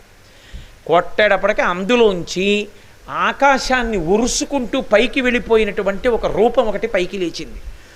అభ్రం లిహాదభ్ర విభ్రమ బ్రభ్రమ కృణీల దీర్ఘ శరీరమర ప్రజ్వల జ్వలన దీప్త జ్వాలిక జ్వాల జజ్వల్యమాన కేశములు మెరయ జండ దిగ్వేదండ శుంఠాబదోర్దండ సహస్రద్యుతి హేతి సంఘమొప్ప వీక్షణద్యుతి లోక నీక్షణగతి దుర్నిరీక్షమగుచు గ్రకచ కఠిన కరాళ దంష్టలు వెలుంగ ఘన కపాలాస్తి మాలికలు తనర అఖిలలోక భయంకరుండగుచు వీరభద్రుడు దయించే మారట రుద్రుడగుచు అన్నారు. అసలు ఆ పద్యమే అలా ఉంటుంది. అసలు ఆ పద్యాన్ని చదవడమే కష్టం. అంత భయంకరమైనటువంటి అటువంటి జటిలమైన పదాల సమాహారం. అంటే ఆ వచ్చిన రూపం అటువంటిది. అభ్రం లిహాదభ్ర విభ్రమ బ్రభ్రమ కృణీల దీర్ఘ శరీరమర. పెద్ద శరీరం, దాని మీద వెంట్రుకలు దీపాలు పెట్టినట్టుగా అగ్నిహోత్రం తల మీద మండుతుంటే ఎలా ఉంటుందో అలా లేచి నిలబడ్డాయి. ఏనుగుల యొక్క తొండాలా అన్నట్టుగా గుండ్రంగా ఉన్నటువంటి 1000 భుజాలు, ఆ 1000 చేతులలో 1000 ఆయుధాలు పట్టుకున్నాడు. ఇదే అంటుంది కవచం. ఓం నమో భగవతే సదాశివాయ సకలతత్వవిదూరాయ సకలలోకైకకర్త్రే సకలలోకైకహర్త్రే సకలలోకైక సంహర్త్రే సకలలోకైక సాక్షిణే సకల నిగమ గుహ్యాయ సకలలోకైక వరప్రదాయ సకల దురితార్తిభంజనాయ సకల జగదభయంకరాయ శశాంకశేఖరాయ శాశ్వత నిజావాసాయ నిరావాసాయ నిరామయాయ నిరాతంకాయ నిష్కలంకాయ నిష్ప్రపంచాయ నిర్ద్వంద్వాయ నిర్మమాయ నిర్మలాయ నిర్గుణాయ నిరుపమ విభవాయ నిత్యశుద్ధ బుద్ధ పరిపూర్ణ సచ్చిదానందద్వైత పరమ ప్రకాశాయ పరమశాంత ప్రకాశాయ తేజోరూపాయ తేజోమయాయ తేజోధిపతయే జయ జయ జయ మహారుద్ర మహారౌద్ర వీరభద్రావతార మహాభైరవ కాలభైరవ కల్పాంత భైరవ కపాలమాలాధర కట్వాంగ ఖడ్గ చర్మ పరచు పాచంకుశ ఢమరుక మృగశూల చాప బాణ గదాశక్తి బిందివాల తోమర ముసల ముసుండి ముద్గర ప్రాస పరిగ పట్టిశ శతగ్ని చక్రాద్యాయుధ భీషణకర సహస్ర దంస్ట్రా కరాళవతన వికటాట్టహాస విస్ఫాటిత బ్రహ్మాండ మండల నాగేంద్రహార నాగేంద్ర వలయ నాగేంద్ర చర్మ ధర మృడ మృత్యుంజయ త్రయంబక సదాశివ అని ఆ స్తోత్రం చేస్తుంది ఆ శివకవచం. అలా అన్ని బాహువులతో ఒక్కసారి అన్ని ఆయుధాలతో పైకి లేచాడు. ఆయనే వీరభద్రుడు. ఆయన లేచి అడుగులు వేస్తుంటే భూమి అంతా కంపించిపోయింది. అనగుడు రుద్రుచేరి ముదమార ప్రదక్షిణమాచరించి ఒక్కసారి లేచి తండ్రికి ప్రదక్షిణం చేసి నేల మీద పడి నమస్కరించి నించున్నాడు. తండ్రి ఏమి ఆజ్ఞ, నన్ను ఎందుకు సృజించావు అన్నాడు. దక్షయజ్ఞాన్ని ధ్వంసం చెయ్యి, మర్యాద తప్పిన యజ్ఞం ఆ యజ్ఞం, వెళ్ళి దాన్ని ధ్వంసం చెయ్యి అన్నాడు. అంతే బయలుదేరాడు మహానుభావుడు. ఆయన వస్తుంటేనే ఆయన వెనకాతల నవదుర్గలు వెళ్ళారు. వీరభద్రావతారం ఆవిర్భవించినటువంటి విషయాన్ని ఒక్కసారి స్మరించినా విన్నా ఉత్తర క్షణంలో సంకటం ఎగిరిపోతుంది. చీకట్లో భయంలో వెడుతున్నప్పుడు ఎప్పుడైనా భయం వేస్తే వీరభద్రావతారాన్ని కానీ స్మరిస్తే ఉత్తర క్షణంలో సంకటాలన్నీ ఎగిరిపోతాయి. అంతటి మహానుభావుడు. అక్కడే మునిమండలి అని మా కాకినాడ దగ్గర ఉన్నటువంటి గ్రామంలో ఇప్పుడు మురమళ్ళ అంటారు. అక్కడికి వచ్చి మహానుభావుడు ఆ దక్షయజ్ఞాన్ని అంతటినీ కూడా ధ్వంసం చేశాడు. కనపడిన వాళ్ళందరినీ పడగొట్టాడు. ఆఖరికి దక్షుణ్ణి పడగొట్టి తలని గిరగిరగిరగిర తిప్పి వేరు చేసి యజ్ఞగుండంలో పారేశాడు. ఆ భృగువు యొక్క గడ్డాలు మీసాలు పెరికేస్తే నిత్తురోడుతూ పారిపోయాడు. ప్రపంచంలో మొట్టమొదటిసారి దక్షయజ్ఞంలో యజ్ఞ దేవత యజ్ఞాగ్ని పైకి లేచి ఉత్తర దిక్కుగా హిమాలయాల వైపుకు పారిపోయింది. దక్షారామం అంత గొప్ప క్షేత్రం. అక్కడ మహానుభావుడు భీమేశ్వరుడై కూర్చుని ఉంటాడు. ఇంతమందిని సంహరించిన తరువాత తన పెద్ద కత్తి పట్టుకెళ్ళి అదిగో రాజమండ్రి దగ్గర ఉన్నటువంటి పట్టిసం అంటారు, అక్కడికే వెళ్ళి తన కత్తిని కడిగాడు. పట్టిసాన్ని అక్కడ నిత్తుటి ఖడ్గాన్ని కడిగాడు కాబట్టి ఆ తీర్థానికి పట్టిస తీర్థమని పేరు. అక్కడే శివాలయం ఉంటుంది, అందులో శివలింగ స్వరూపంలా ఉంటాడు. అక్కడే ఎంతకీ ఆయన శాంతించకపోతే అమ్మవారి పనుపున భద్రకాళీ స్వరూపం వచ్చి ఆయన్ని శాంతింపచేస్తే కన్యారూపంలో గోదావరిలోంచి బయటికి వస్తే ఇద్దరు చెయ్యి పట్టుకుని వెళ్ళి మునిమండలి మురమళ్ళ అంటున్నారు ఇప్పుడు. ఆ మునిమండలి దగ్గరికి వెళ్ళి కళ్యాణం చేయమంటే కళ్యాణం చేశారు. ఏకపీఠం మీద ఉంటారు శివలింగము భద్రకాళి కూడా. అక్కడికి వెళ్ళి కళ్యాణం చేసుకున్న వాళ్ళందరికీ పెళ్ళైపోతుంటారు, ఎటువంటి వాళ్ళకి కూడా. ఇప్పటికీ మురమళ్ళ వెళ్ళి పెళ్లి చేస్తే కళ్యాణం అయిపోయిందని లెక్కే, పెళ్ళి అయిపోయిందని లెక్కే. అంత గొప్ప క్షేత్రం. నిత్య కళ్యాణం పచ్చతోరణం. రాత్రి 2 గంటలకి కొంగుముడి వేసుకొని కొత్త దంపతులు దర్శనానికి వస్తే తలుపులు తీసి దర్శనమిస్తారు పరమేశ్వరుడిది. అంత గొప్ప క్షేత్రం. మా మోహన్ రావు గారికి ప్రాణం, ఎన్ని చేశారో ఆయన క్షేత్రానికి. కాబట్టి అంత గొప్ప క్షేత్రం మురమళ్ళ. అటువంటి వీరభద్ర అవతారం దక్షయజ్ఞాన్ని అంతటినీ కూడా ధ్వంసం చేసింది. అప్పుడు దేవతలందరూ బ్రహ్మగారి దగ్గరికి పరిగెత్తారు. అబ్బో, శ్రీనాథుడు ఎంత వర్ణించాడో. సరస్వతీదేవి వీణ వాయిస్తూ కనపడితే వీరభద్రుడి దగ్గరికి వెళ్ళాడు. ఆవిడ కళ్ళు మూసుకొని వీణ వాయిస్తూ ఇలా కళ్ళు తెరిచి చూసింది. ఆయన హడిలిపోయింది. నీకెందుకమ్మా యజ్ఞాలని ముక్కు పట్టుకు గిల్లేశాడు. అక్కడే సరస్వతీదేవి ముక్కు ఊడిపోయింది. సూర్యుడికి పళ్ళు పీకేశాడు. అప్పటి నుంచి ఆయనకి పాయసం నైవేద్యం. పూషదంతభిదవ్యగ్రోదక్షాధ్వర హరోహర భగనేత్రభిదవ్యక్త సహస్రాక్ష సహస్రపాత్ అని శివాష్టోత్తరం. ఇంతమంది దేవతల్ని దండిస్తే బ్రహ్మగారి దగ్గరికి వెడితే బ్రహ్మగారు దేవతలందరినీ చూసి శివుడి జోలికి మీరెందుకు వెళ్ళారా అని బుద్ధి చెప్పిన తర్వాత మళ్ళీ కైలాసానికి వెళ్ళారు.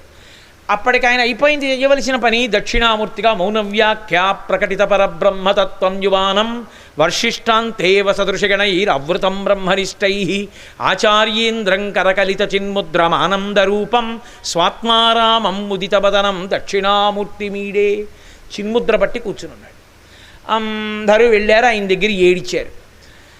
ఏడిస్తే ఆయన అన్నాడు, దయార్ద్ర హృదయుడు కదండి, ఆవిడే మళ్ళీ ఆయన్ని శివుడిగా మార్చేస్తుంది. అందుకే ఇన్ని తప్పులు చేసిన వాళ్ళందరినీ కాల్చడానికి సముద్రంలోంచి అగ్నిహోత్రం వచ్చింది క్షీరసాగర మథనంలో.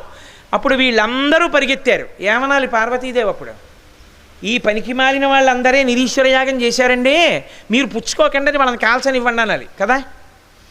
ఆవిడ శివా విశ్వస్య భేషజీ, పిల్లలకి ఎప్పుడు ఆపద వస్తే అప్పుడు ఆదుకుంటుంది అమ్మవారు. అందుకే అప్పుడు ఆవిడ మళ్ళీ శివుణ్ణి మీరు చేయకపోతే ఎవరు చేస్తారు ఉపకారం, చెయ్యండి అంటుంది. ఇన్ని మాటలు ఒక్కసారి రారా, ఒక్కసారి రారా, ఒక్కసారి రారా, చూడాలనుందని పిలిచాను పెద్దవాడిని, వచ్చాడా, ఒక్కసారి రాలేదు. కానీ ఇప్పుడు వాడికి కామెర్లు వచ్చాయిట, నాన్నగారంటే ఒక్కసారి రండి అని నన్ను అంటున్నాడు, ఇప్పుడు నేను పనికొచ్చానా అంటాడు తండ్రి. ఏమిటండి ఆ మాటలు, పిల్లాడంటే ఏదో తెలియక చేశాడు, మీరు తండ్రి అదేంటి అలా అంటారు, నిజంగా మీరు ఉండగలరా వెళ్లకుండా, ఎందుకు వచ్చిన మాటలు కానీ సదండి పెట్టి 4 పంచాలు పడేసుకోండి అంటుంది. ఆవిడే మళ్ళీ ఆయన్ని శివుణ్ణి చేస్తూ ఉంటుంది. అందుకే క్షీరసాగర మథనంలో వీళ్ళందరూ పరిగెత్తారు. చని కైలాసముదొచ్చి శంకర నివాసద్వారముంజేరి ఈశుని దవ్వారికు లడ్డుపడ్డదల మంచుంజొచ్చి కుయ్యో మొర్రో విను మాలింపుము చిత్తకింపుము దయన్ వీక్షింపు మంచంబుజానన ముఖ్యుల్కని రక్తరక్షణ కళా సంరంభునిన్ సంభునిన్. మీ కోరిక తీరిపోయింది. దేవతలందరూ కైలాసానికి పరిగెత్తే అయ్యా నువ్వు కాకపోతే ఎవరు రక్షిస్తారు, మమ్మల్ని మీరే రక్షించాలి. భూతాత్మ భూతేశ భూతభావన రూప దేవమహాదేవ దేవవంద్య, ఈ లోకములకెల్ల ఈశ్వరుండవు నీవు, బంధమోక్షములకు ప్రభుడ నీవు, ఆర్తశరణ్యుండవగు గురుండవు నీవు. కాబట్టి తండ్రి నువ్వు రక్షించకపోతే ఎవరు రక్షిస్తారు. 3 లోకములకు 3 కాలములకు 3 మూర్తులకు మూలమగుచు భేదమగుచు తుదిక భేదమయ్యొప్పారు బ్రహ్మమనగ నీవే పాలనయన. కాబట్టి నువ్వే మమ్మల్ని రక్షించాలన్నారు. పార్వతీదేవి దగ్గరికి వెళ్ళి అడిగాడు ఆయన, చూసావా పార్వతీ ఎలా ఏడుస్తున్నారో పిల్లలు అంటే. ఆయన అనుమానం ఏమిటంటే వీళ్ళందరూ బుచ్చుకోవట్లేదు కదా, హాలాహలాన్ని చూసి పారిపోయి ఇచ్చారు కదా, ఈయన వెళ్ళి హాలాహలం బుచ్చుకుంటానంటే మరి ఈవిడ మంగళసూత్రం గురించి ఈవిడికి బెంగ ఉండదు ఏమిటి, ఏమంటే మీకెందుకు ఆ పనిలో రండి అంటుందేమో, ముందే ఈవిడికి చెప్పేదామని లోపలికి వచ్చాడు. వచ్చి కంటే జగముల దుఃఖము వింటే జలజనిత విషపు వేడిమి ప్రభువై ఉంటద ఆర్తుల ఆపద గెంటించుట దానఫలము దానం కీర్తి మృగాక్షి పరహితము చేయునెవ్వడు పరమహితుండగును భూత పంచకమునకున్ పరహితమే పరమధర్మము పరహితునకు ఎదురు లేదు పర్వేందుముఖి. పార్వతీ చూసావా పిల్లలు ఎలా ఏడుస్తున్నారో, పరులకు ఉపకారం చెయ్యొద్దు, వెళ్ళి నేను బుచ్చేసుకోవద్దు హాలాహలం, కాబట్టి వెళ్ళి పుచ్చుకోనా అన్నాడు. ఆవిడంది ఏమీ పెద్ద పట్టింపు లేని వాళ్ళలాగా మీ ఇష్టం ఎలా వస్తే అలా చేసుకోండి. హడిలిపోయాడు మహానుభావుడు వింటున్న పరీక్షిత్. అదేమిటయా అమ్మలగన్నయమ్మ ముగురమ్మల మూలపుటమ్మ చాలా పెద్దమ్మ సురారులమ్మ కడుపారడి బుచ్చినయమ్మ తన్నులో నమ్మిన వెల్పుటమ్మల మనంబున ఉండెడియమ్మ నమ్మితి నామనంబున సనాతనులైన ఉమా మహేశులన్ననిపించుకున్న తల్లి తన పసుపు కుంకాల గురించి బెంగలేదా, ఎలా వెళ్ళమంది శివుణ్ణి అంటే వెంటనే శుకబ్రహ్మ అన్నారు భాగవతం చెప్తూ, మృంగిడివాడు విభుండని మృంగిడిదియు గరళమనియు మేలని ప్రజకున్ మృంగమని సర్వమంగళ మంగళసూత్రమునెంతమది నమ్మినదో. మింగేది గరళమని తెలుసు, మింగుతున్నవాడు భర్తని తెలుసు, మింగుతున్నది లోకం కోసం అని తెలుసు, అయినా మింగమందంటే నా మెళ్ళలో మంగళసూత్రం ఉండగా మీకేం ఆపదొస్తుందండి మింగేయండి అంతే, నేనే సర్వమంగళ, ఇంకోళ్ళ మెళ్ళలో మంగళసూత్రం నా వల్ల నిలబడుతుంది, అటువంటప్పుడు నా మెడలో మంగళసూత్రం ఉండగా మీకు ఇబ్బంది వస్తుందా ఆయుర్దాయానికి, మింగండి ఏం పర్వాలేదండి అంతే. గబగబా వెళ్ళాడు. తన చుట్టూ సురసంగముల్ జయ జయధ్వానంబులన్ బొబ్బిడన్ ఘనగంభీరవంబుతో చిబుడు లోకద్రోహి హుంపోకు రమ్మని కింగేల తెమల్చి కూర్చి కడిగా నంకించి జంబూఫలంపుల సర్వంకషమున్ విషమునాహారించి హేలాగతిన్ కదలంబారవు పాపపేరు వడలన్ ఘర్మంబు జాలంబు పుట్టదు నేత్రంబులు నెర్రబారవు నిజ జూటాచంద్రుడున్ కందడున్ వదనాంభోజము వాడదా విషమును ఆహ్వానించుచో డాయిచో పదిలంబై కడిచేయుచో దిగుచుచో భక్షించుచో మృంగుచోన్. అందరూ హాలాహలాన్ని చూసి పారిపోతే ఈయన దానికి ఎరిదిలేడితే హాలాహలం పారిపోవడం మొదలెట్టింది. ఎక్కడికి పారిపోతావే ఇలా రా అన్నాడు. చేత్తో పుచ్చుకున్నాడు, ఇలా ముద్ద చేశాడు, నోట్లో పెట్టుకుంటున్నాడు. అంత వేడి కదా, పాము వేడి చూస్తే పారిపోతుంది. పాము ఓ పిల్ల పాము చేతికున్నదైనా కిందకి దిగిందా అంటే ఏమీ లేదు. పోనీ ఆయన ముఖం వాడిపోయిందా అంటే ఏమీ లేదు. పైనున్న చందమామ కందిపోయాడా అంటే పోనీ అది లేదు. ఇలా నోట్లో పెట్టుకున్నాడు, నవిలాడు, మింగబోయాడు. ఉదరము లోకంబులకొను సదనంబకు ఎరిగి శివుడు చటుల విషాగ్నిన్ కుదురుకొనే కంఠబిలమున పదిలంబుగా నిలిపే సూక్ష్మ బలరసముక్రియన్. మింగబోయాడు. అయ్యయ్యో నా కడుపులో లోకాలు ఉన్నాయి, వదిలేస్తే అవి కాలిపోతాయి, పైకి వదిలేస్తే ఈ లోకాలు కాలిపోతాయి, కంఠంలో పెట్టుకుంటానని మింగలేదు, వదలలేదు, ఇక్కడ పెట్టుకున్నాడు. ఇక్కడ పెట్టుకున్నందుకు తెల్లని నా స్వామి కంఠం నల్లటి మచ్చబడింది. నీలకంఠ, గరళకంఠ, శ్రీకంఠ అని లోకం కీర్తించింది. రుద్రమైతే అసర్వ్యో అసర్పతి నీలగ్రీవో విలోహిత ఉతైనం గోప అదృశన్ను దృశన్ను దహార్య అంది. తెల్లవారుజామున ఆకాశంలో కనపడేటటువంటి ఆ ఎర్రటి కాంతులతో నీలంగా ఉండేటటువంటి వాడే నీలలోహిత రుద్రుడు. ఆయన్ని చూడ్డానికి ఏ జ్ఞానమో అక్కర్లేదు. ఆఖరికి గొల్లపడుచులు కొండతో నీళ్లు తెచ్చుకునేవాళ్ళు, పశువుల్ని కాసేవాళ్ళు కూడా పరమశివ దర్శనం తెల్లవారుజామున చెయ్యవచ్చు. అటువంటి నీలలోహిత రుద్రుడికి నమస్కరిస్తున్నానని వేదం 2 చేతులు ఎత్తి నమస్కరించింది. అంతటి మహానుభావుడు. కాబట్టి ఆయన ఏమనుగ్రహించడు? ఆ తల్లి ఆ రోజున మళ్ళీ లోకాలన్నింటినీ అనుగ్రహించింది. పుచ్చేసుకోండి హాలాహలమని లోకాలని బతికించింది. ఇదే నేను మీతో మనవి చేసింది.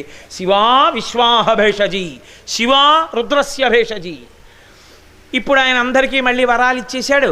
దక్ష ప్రజాపతికి గొర్రె తలకాయ తీసుకొచ్చి పెట్టారు. మళ్ళీ యజ్ఞాన్ని పూర్తి చేయమన్నాడు. యజ్ఞం పూర్తయిపోయింది. సతీదేవిగా అంటే దాక్షాయిణిగా ఉండగా అమ్మవారు పరమశివుడితో కలిసి హిమాలయ పర్వత ప్రాంతమనందు విహరిస్తూ ఉండేది. అక్కడ విహరిస్తున్నప్పుడు మేనకాదేవి చూస్తూ ఉండేది. చూస్తూ ఆవిడకో కోరిక పుట్టింది. అబ్బాయి ఎంత బాగుందో ఈ పిల్ల, నాకు ఇలాంటి కూతురు పుడితేనా అనుకునేది అస్తమానం. అని అలిసిపోయినటువంటి ఆ దాక్షాయినికి కూర్చోపెట్టి ఉపచారం చేస్తుండేది. ఆవిడ మనసులో పెట్టుకుంది, మనం ఏ భావనతో భగవతిని ఆరాధిస్తామో ఆ భావనతోనే ఆమె అనుగ్రహిస్తుంది. మనం యద్భావం తద్భవతి. మనం అమ్మ నాకు కూతురుగా అని రోజు అమ్మవారిని ఒక మూర్తిని పెట్టుకొని ఆవిడికి ఒక చిన్న లంగా కట్టి ఓ బట్ట కట్టి పొంగిపోయారనుకోండి, మిమ్మల్ని అలాగే అనుగ్రహిస్తుంది ఆవిడ. ఏదో ఒక రోజున మీ వంశంలో ఆవిడ కూతురై వస్తుంది. బాలాస్వరూపంగా వచ్చి నిలబడి మిమ్మల్ని అనుగ్రహిస్తుంది. అందరికన్నా చాలా తొందరగా పరదేవత అనుగ్రహించాలనుకుంటే ఏ రూపంలో వస్తుందో తెలుసా అండి? అనుగ్రహించాలి అనుకున్న ఉత్తర క్షణంలో చిన్న పిల్ల రూపంలో వస్తుంది. వచ్చి తల్లి అనుగ్రహిస్తుంది. మహానుభావుడు పశ్చిమ గోదావరి జిల్లాలో ఆయన చందోలు శాస్త్రి గారు అంటుంటారు. ఎంత ప్రఖ్యాతి వహించారో. ఆయన ఉపాసనకి అమ్మవారు ఎప్పుడూ ఆయన ఇంట్లో తిరుగుతూ ఉండేది, గజ్జెల చప్పుడు అవుతూ ఉండేది. చిట్ట చివర ఆయన శరీరాన్ని దహనం చేస్తే ఆయన ప్రాణం పోయినప్పుడు ఆయన శరీరంలోంచి బాలా త్రిపుర సుందరి స్వరూపం పైకి లేచింది. కాబట్టి ఆ తల్లిని ప్రార్థించినటువంటి వాళ్ళని ఎవరిని ఆవిడ అనుగ్రహించదు? ఆవిడ అనుగ్రహించి తీరుతుంది. మీరు నమ్మండి నమ్మపోండి, మొన్న శారదా నవరాత్రుల్లో కాకినాడలో మా తల్లి మమ్మల్ని అలా అనుగ్రహించింది రోజున. చిత్రం ఏంటంటే ఇన్ని కార్యక్రమాలని అలవోకగా నిర్వహించగలిగిన గోపాలకృష్ణ గారు కూడా గుర్తుపట్టలేకపోయారు అమ్మవారే వచ్చిందని. ఇన్ని నిర్వహిస్తున్నాడు మహానుభావుడని ముందు ఆయన ఇంటికే వెళ్ళింది. సరే, ఆయన కారణాంతరాల చేత గుర్తుపట్టలేకపోయారు. ఎంత పెద్ద గారడీయో చేసి వచ్చింది కాకినాడ సభకి. వచ్చి పూజ అందుకుని వెళ్ళిపోయింది ఆవిడ. ఆవిడ వచ్చి పూజ అందుకునేంతసేపు ఎవరు గుర్తుపట్టల. వచ్చి వెళ్ళిన తర్వాత అందరికీ స్పృహ వచ్చింది, అమ్మవారు వచ్చి పూజ తీసుకుని వెళ్ళిందని. ఇప్పుడు ఆ సందర్భాన్ని అంతటిని నేను వివరించడం మర్యాదగా ఉండదు. వీళ్ళు ఏదో సోత్కర్ష చేసుకుంటున్నారు అనుకుంటున్నారు, అందుకని నేను దాని గురించి ప్రస్తావించను. కానీ ఇక్కడున్న కాకినాడ భక్తజనానికి అందరికీ తెలుసు అమ్మవారు వచ్చి వెళ్ళిన విషయం. తల్లి అనుగ్రహిస్తుంది బాలాస్వరూపంతో, వచ్చి పూజలు అందుకుంటుంది. అది స్పృహకి తట్టగానే వెళ్ళి నేను ఆవిడ పాదోదకాన్ని తల మీద చల్లుకుని పొంగిపోయాను, అమ్మా ఇలా వచ్చావా నువ్వు అని. కాబట్టి ఆ తల్లి ప్రతిరోజు మేనకాదేవి పిలిచి చేసినటువంటి ఉపచారానికి పరవశించిపోయింది. అయ్యో, నేను తల్లిగా ఈ పిల్లని నా కుమార్తెగా పొందితే ఎంత అదృష్టంగా ఉంటుందని భావన చేస్తున్నటువంటి మేనకాదేవి యొక్క హృదయాన్ని పసిగట్టింది. ఈమెకి కూతురు అవ్వాలి అనుకుంది. అందుకని దాక్షాయిణిగా శరీరత్యాగం చేస్తూ నేను పర్వతరాజపుత్రిగా మళ్ళీ మేనకాదేవి కడుపున పార్వతిగా జన్మిస్తాను అని సంకల్పం చేసుకుంది. ఆవిడ అలా సంకల్పం చేసుకుంది, చాలా సంతోషించింది. మేనకాదేవి హిమవంతుని యొక్క భార్య. ఇప్పుడు అమ్మవారు ప్రకటనముగా బయట ఒక రూపంతో లేదు, ఎందుకంటే అవతార పరిసమాప్తి చేసేసింది దాక్షాయణిగా. స్థూలమైన ఒక రూపంతో తిరగట్లేదు ఆవిడ, పరమశివుడి పక్కన ఇల్లాలిగా లేదు. ఈలోగా చాలా ఆశ్చర్యకరమైనటువంటి సందర్భం ఒకటి జరిగింది. వజ్రాంగుడు అని ఒక గొప్ప రాక్షసాంశ సంభూతుడు దితి కశ్యపులకు జన్మించాడు. ఆయన అపారమైనటువంటి బలపరాక్రమములున్నవాడు, దానికి తపశ్శక్తి తోడైంది. ఆయన ఇంద్రుణ్ణి జయించి ఇంద్రుణ్ణి తీసుకొచ్చి కారాగారంలో బంధించాడు. ఇంద్రుణ్ణి బంధించడం ఏమిట్రా తప్పు, ఇంద్రుణ్ణి విడిచిపెట్టమని తండ్రి అయిన కశ్యప ప్రజాపతి చతుర్ముఖ బ్రహ్మగారు వచ్చి వేడుకుంటే విడిచిపెట్టాడు. ఇప్పుడు ఇంద్రుడికి మళ్ళీ ఇంద్రపదవి లభించింది, కానీ వజ్రాంగుడికి వశపడి ఉన్నాడు. ఇటువంటి సమయంలో అకస్మాత్తుగా ఎందుకో వజ్రాంగుడిలో ఒక గొప్ప మార్పు వచ్చింది, సత్వగుణావలంబకుడు అయ్యాడు. ఎంతకాలం ఈ రజోగుణ ప్రవృత్తి, ఎంతకాలం ఈ దండయాత్రలు, ఎంతకాలం ఈ భోగం, ఇక నేను పరమేశ్వర స్మరణ చేస్తానని సత్వగుణంతో బతుకుతున్నాడు. ఆయనని ఆయన భార్య వరాంగి అని ఆమె అనుగమిస్తోంది, ఆయనకి నిరంతరము సేవ చేస్తోంది. చాలా సంతోషించి ఒక రోజున అన్నాడు, వరాంగి నువ్వు నేను చేసే ఈశ్వరానుష్ఠాన ప్రక్రియ యందు ఇంత తోడ్పడుతున్నావు, నీకేం కావాలి వరం అడుగు ఇస్తానన్నాడు. ఆవిడంది, నాకు ఒక కుమారుడు కావాలి, ఆ కుమారుడు విష్ణువునకు శత్రువు కావాలి, అతడు 3 లోకములకు భయంకరుడు కావాలి, దేవతల్ని పీడించగలిగిన వాడై ఉండాలి, అలాంటి కొడుకు కావాలి.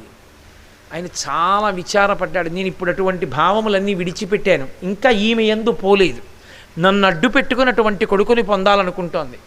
విష్ణు ద్వేషి అంటే ఆయన లోకములను రక్షిస్తుంటారు, శ్రీ మహావిష్ణువు స్థితికారుడు. ఆయనతో శత్రుత్వం పొందడం అంటే లోకముల పాలిట కంటకంగా తయారవడము అని అర్థం. ఇలాంటి కొడుకుని కావాలందే అని మాట ఇచ్చాను కాబట్టి అటువంటి కొడుకుని ఇవ్వాలి అని ఆయన మళ్ళీ వెళ్ళి చతుర్ముఖ బ్రహ్మగారి గురించి తపస్సు చేశారు. బ్రహ్మగారు ప్రత్యక్షం అయ్యారు. తపస్సు చేస్తే అవతల వారి కోరిక ఎటువంటిదవనివ్వండి తీరుస్తారు. కాబట్టి బ్రహ్మగారు వచ్చారు. ఏం కావాలన్నారు. నాకు ఇదిగో 3 లోకములకు కంటకమైన వాడు, విష్ణువు యందు ద్వేషభావం ఉన్నవాడు, అటువంటి అపారమైన బల సంపత్తి కలిగిన వాడు ఒక కొడుకు కావాలి వరాంగి యందు. తథాస్తు. ఆ వరాంగితో కూడిక వలన ఒక కుమారుడు జన్మించాడు, ఆయనకే తారకాసురుడు అని పేరు. ఆ తారకాసురుడు పుడుతూనే లోకంలో ఉత్పాతములు కనపడ్డాయి. మనకి పైకి తెలియదు, కానీ మీరు ఏ కావ్యం చూడండి, ఏ పురాణం చూడండి, ఈ మంగళప్రదమైనటువంటి శకునములను వర్ణిస్తుంటారు. అది పరమ సత్యం కూడా. మీకు మహాత్ములైనటువంటి వారు వచ్చేటప్పటికీ వాతావరణం అంతా కూడా ఒక ప్రశాంతత, ఎంతో సంతోషం కలుగుతాయి. ఉపద్రవాల్ని కల్పించేటటువంటి వారు వస్తుంటే ప్రకృతి అంతా కూడా క్షోభిస్తుంది. అటువంటి వాడు పుడుతుంటే లోకమంతా దుశ్శకునములు కనపడ్డాయి. ఆ తారకాసురుడు మళ్ళీ వెళ్ళి ఆయన బ్రహ్మగారి గురించి తపస్సు చేశాడు. అప్పటికే పుట్టుక చేతనే అంతటి బలవంతుడు. నీకేం కావాలని అడిగాడు బ్రహ్మగారు. నాకు మృత్యు ఉండకూడదన్నాడు.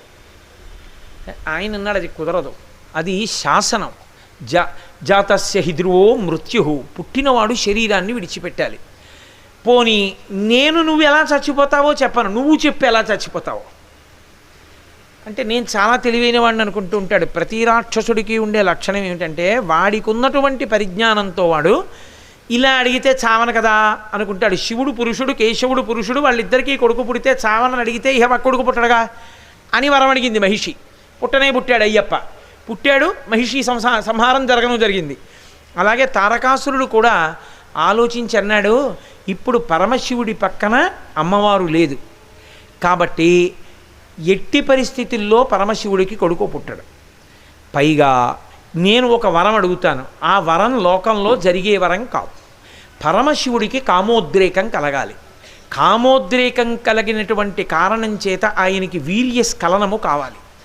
ఆయనకి వీర్యస్ఖలనమైన కారణం చేత ఆ వీర్యము కారణముగా ఆ వీర్యములోంచి ఒక పిల్లవాడు పుట్టాలి. ఆ పిల్లవాడు సర్వసైన్యానికి అధ్యక్షత వహించాలి.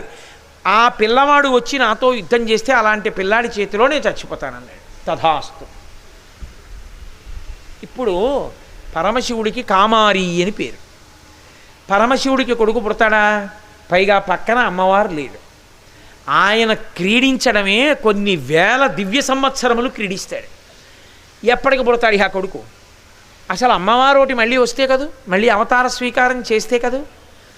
కాబట్టి ఇంకా నాకు చావు లేదని సంతోషాన్ని పొందేశాడు. పొందేసి అందరినీ పీడించడం మొదలుపెట్టాడు. నేనే పరబ్రహ్మాన్ని అన్నాడు, నాకే హవిస్సులు ఇవ్వండి అన్నాడు. లోకకంటకుడు అయ్యాడు. దేవతలకి బెంగపట్టుకుంది. ఎప్పటికి మళ్ళీ పార్వతీదేవి అవతార స్వీకారం చేస్తుంది? పార్వతీదేవి అంటే హిమవంతుడికి కుమార్తెగా రావాలి. ఎప్పటికీ ఆ తల్లి మళ్ళీ అవతార స్వీకారం చేస్తుంది? ఎప్పటికీ పరమశివుడితో కళ్యాణం జరుగుతుంది? ఎప్పటికి కళ్యాణం అయిన తర్వాత వీళ్ళిద్దరి మధ్య కామోద్రేకం కలిగి పరమశివుని యొక్క వీర్యము స్ఖలనమవుతుంది? ఎప్పటికి స్ఖలనమైన వీర్యము నుండి కొడుకు పుడతాడు? ఎప్పటికా కొడుకు సర్వసైన్యాధ్యక్షుడవుతాడు? ఎప్పుడు వాడొచ్చి యుద్ధం చేస్తాడు? ఎప్పుడు మన బాధలు తీరుతాయి? అందుకే పార్వతీ కళ్యాణం అంత గొప్పదైంది. పార్వతీ కళ్యాణం తిరిగినన్ని మలుపులు లోకంలో ఏ కళ్యాణము తిరగలేదు. అన్ని మలుపులు తిరిగిపోయింది పార్వతీ కళ్యాణం. సరే, ఇప్పుడు దేవతలందరూ ఎవరిని ప్రార్థించాలి? జగదంబనే ప్రార్థించాలి. అమ్మా, నువ్వు ఎక్కడో అక్కడ మళ్ళీ అవతార స్వీకారం చెయ్యాలి, ఎవరికో కుమార్తెగా జన్మించాలి అని అడగాలి. కాబట్టి వాళ్ళందరూ పరదేవతనే ప్రార్థన చేశారమ్మా, నువ్వు త్వరలో అవతార స్వీకారం చెయ్యాలమ్మా అని. ఈలోగా ఇంకొక విచిత్రం జరిగింది. దక్ష ప్రజాపతి కుమార్తెలలో ఒకటైనటువంటి స్వధాదేవి పితృదేవతల యొక్క భార్య. ఆ పితృదేవతలకి స్వధాదేవికి కలిగినటువంటి కుమార్తెలలో ముగ్గురు కుమార్తెలు. ఆ ముగ్గురు పితృదేవతల యొక్క కుమార్తెలు అని లౌకిక మర్యాదలో చెప్తారు. కానీ వాళ్ళు వాళ్ళ యొక్క శక్తి చేత అయోనిజలతో సమానం. ఈ ముగ్గురి పేర్లు ఎక్కడైనా చెప్పినా ఆ ముగ్గురి పేర్లు తలుచుకున్న విఘ్నము తొలగిపోతుంది. అంత శక్తివంతం. వాళ్ళ పేర్లు చెప్తే వెంటనే నమస్కారం చేయమని చెప్పింది శాస్త్రం. అంతటి గొప్ప వ్యక్తులు వాళ్ళు. వాళ్ళే ఒకరు మేనకాదేవి, ఒకరు ధన్యాదేవి, ఒకరు మూడవ వారు వృషభానుని యొక్క భార్య అయినటువంటి కళావతి. ముగ్గురు. ఈ ముగ్గురు పితృదేవతల యొక్క కుమార్తెలు. వీరు అయోనిజలు. అటువంటి తల్లులు ఒకనాడు విష్ణు సభకి వెళ్ళారు. వెళ్ళి కూర్చుని ఉన్నారు. పరదేవత యొక్క శాసనం వేరుగా ఉంటుంది. ఆవిడేదో ఊహ చేస్తుంది, ఇలా జరగాలి అని ఆవిడ శాసనం. దానికి వ్యూహరచన చేస్తుంది. ఇప్పుడు సనక సనందనాథులు బ్రహ్మజ్ఞానులు, అందుకే వాళ్ళు ఎప్పుడు పిల్లల్లా ఉంటారు. సనక సనందనాథులు బ్రహ్మజ్ఞానులు విష్ణు సభలోకి ప్రవేశించారు. విష్ణు సభలోకి ప్రవేశించగానే అందరూ లేచి నిలబడ్డారు. ఈ ముగ్గురు లేచి నిలబడలేదు. వయస్సుని బట్టి నమస్కారం లేదు లోకంలో. శాస్త్రంలో వయస్సుని బట్టి నమస్కారం లేదు. వయస్సుని బట్టి నమస్కారం అయితే చెట్టుకి నమస్కారం పెట్టాలి, పుట్టకి నమస్కారం పెట్టాలి, రాయికి నమస్కారం పెట్టాలి. మనందరికన్నా ముందు పుట్టింది కాబట్టి. నమస్కారం ఎవరికి అంటే ఎవరు అందరికన్నా జ్ఞానము కలిగిన వాడో వాడికి మిగిలిన వాళ్ళు నమస్కారం చెయ్యాలి. కాబట్టి బ్రహ్మజ్ఞానులైనటువంటి సనకసనందనాదులు సభాప్రవేశం చేస్తే అందరూ లేచి నిలబడతారు. అందరూ లేచి నిలబడ్డారు. అమ్మవారి శాసనం ఎందుకో వాళ్ళ మనస్సుల్లో శివమాయ కమ్మింది. వాళ్ళు ముగ్గురు లేచి నిలబడలేదు. బ్రహ్మజ్ఞాని వస్తున్నప్పుడు లేచి నిలబడకపోతే దారుణమైనటువంటి శాపము అన్వయమవుతుంది. వాళ్ళు చాలా ఇబ్బంది పడతారు. అందుకని అంత ఇబ్బంది ఆ పిల్లలు పడకూడదు అని శాపానుగ్రహము అంటారు. శాపరూపంలో అనుగ్రహిస్తారు. అందుకని సనకసనందనాథులు అన్నారు, మేము సభాప్రవేశం చేసినప్పుడు లేచి నిలబడలేదు కనుక ఇక మీరు ఈ లోకంలో ఉండడానికి అనర్హులు, మర్యాద పాటించలేదు కాబట్టి మీరు మర్త్యలోకానికి వెళ్ళిపోయి మనుష్యలోకంలో పుట్టండి. పెద్దదైనటువంటి మేనకాదేవికి విష్ణువంశ సంభూతుడైనటువంటి హిమవంతునితో వివాహం అవుతుంది. మేనకా హిమవంతులకు మళ్ళీ పరదేవత పార్వతీదేవిగా జన్మిస్తుంది. ఆ కారణం చేత ఆమెని కుమార్తె అనుకుని ప్రేమించి, లాలించి, గౌరవించి, పోషించి, పెంచి, పెద్ద చేసి, కళ్యాణం చేసి, కన్యాదానం చేసిన కారణం చేత మేనకా హిమవంతులు కైలాసంలో ఉండడానికి కావలసిన అధికారాన్ని పొందుతారు. రెండవ పిల్ల అయినటువంటి ధన్యాదేవి జనక మహారాజు గారికి భార్య అవుతుంది. జనక మహారాజు గారికి భార్య అయిన కారణం చేత లక్ష్మీదేవి అయోనిజగా సీతాదేవిగా పుడుతుంది. సీతాదేవిగా పుట్టిన కారణం చేత సీతమ్మని రామచంద్రమూర్తికి కన్యాదానం చేసిన కారణం చేత ధన్యాదేవి వైకుంఠాన్ని చేరుకుంటుంది. అలాగే మూడవదైనటువంటి కళావతి భూలోకంలో వృషభానుడు అనబడేటటువంటి వైశ్యుణ్ణి వివాహం చేసుకుంటుంది. వాళ్ళిద్దరికీ రాధ అనబడేటటువంటి పిల్ల పుడుతుంది. ఆ రాధని శ్రీకృష్ణ పరమాత్మ తన యొక్క శక్తిగా స్వీకరిస్తాడు. ఆ కారణంగా రాధ కృష్ణుడికి శక్తి స్వరూపంగా మారుతుంది. కాబట్టి వాళ్ళిద్దరూ, ఆ వృషభానుడు కళావతి, గోలోకవాసాన్ని పొందుతారు. ఇలా మీరు భూలోకంలోకి వెళ్ళినా తదనంతర కాలమునందు చాలా గొప్ప గొప్ప లోకములలో శాశ్వతంగా ఉండడానికి కావలసిన వరాన్ని మీకు కటాక్షిస్తున్నా ఉన్నారు. జగదంబ పుట్టాలి అంటే ఒక్క హిమవంతుడు మేనకకి మాత్రమే జన్మించాలి. ఎందుచేత? హిమవంతుడు విష్ణువాంశ సంభూతుడు. అందుకే మీరు ఎప్పుడైనా చూడండి, మన వైపు చాలా తక్కువ, కానీ అసలు అటువంటి మూర్తి మన వైపు చాలా తక్కువ. చాలా జగత్ కళ్యాణం, అద్భుత కళ్యాణం అంటే పార్వతీ కళ్యాణం. ఆ పార్వతీ కళ్యాణంలో శ్రీ మహావిష్ణువు తన చెల్లెలైనటువంటి పార్వతీదేవిని చెయ్యి పట్టుకొని పరమశివుడి చేతిలో పెడుతుంటారు.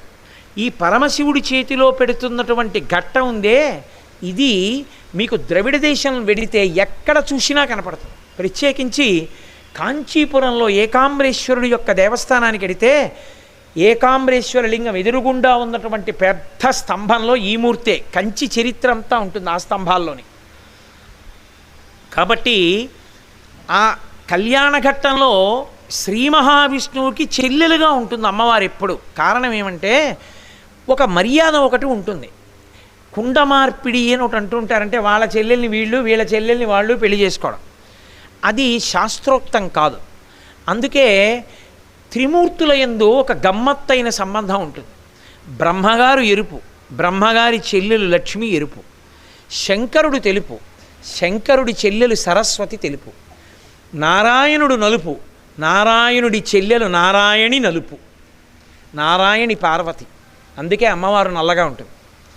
ఇప్పుడు బ్రహ్మగారి చెల్లెలు లక్ష్మీదేవి విష్ణుమూర్తికి భార్య, విష్ణుమూర్తి చెల్లెలు నారాయణి పరమశివుడికి భార్య, పరమశివుడి చెల్లెలు సరస్వతి తెల్లనిది ఎర్రని బ్రహ్మకు భార్య.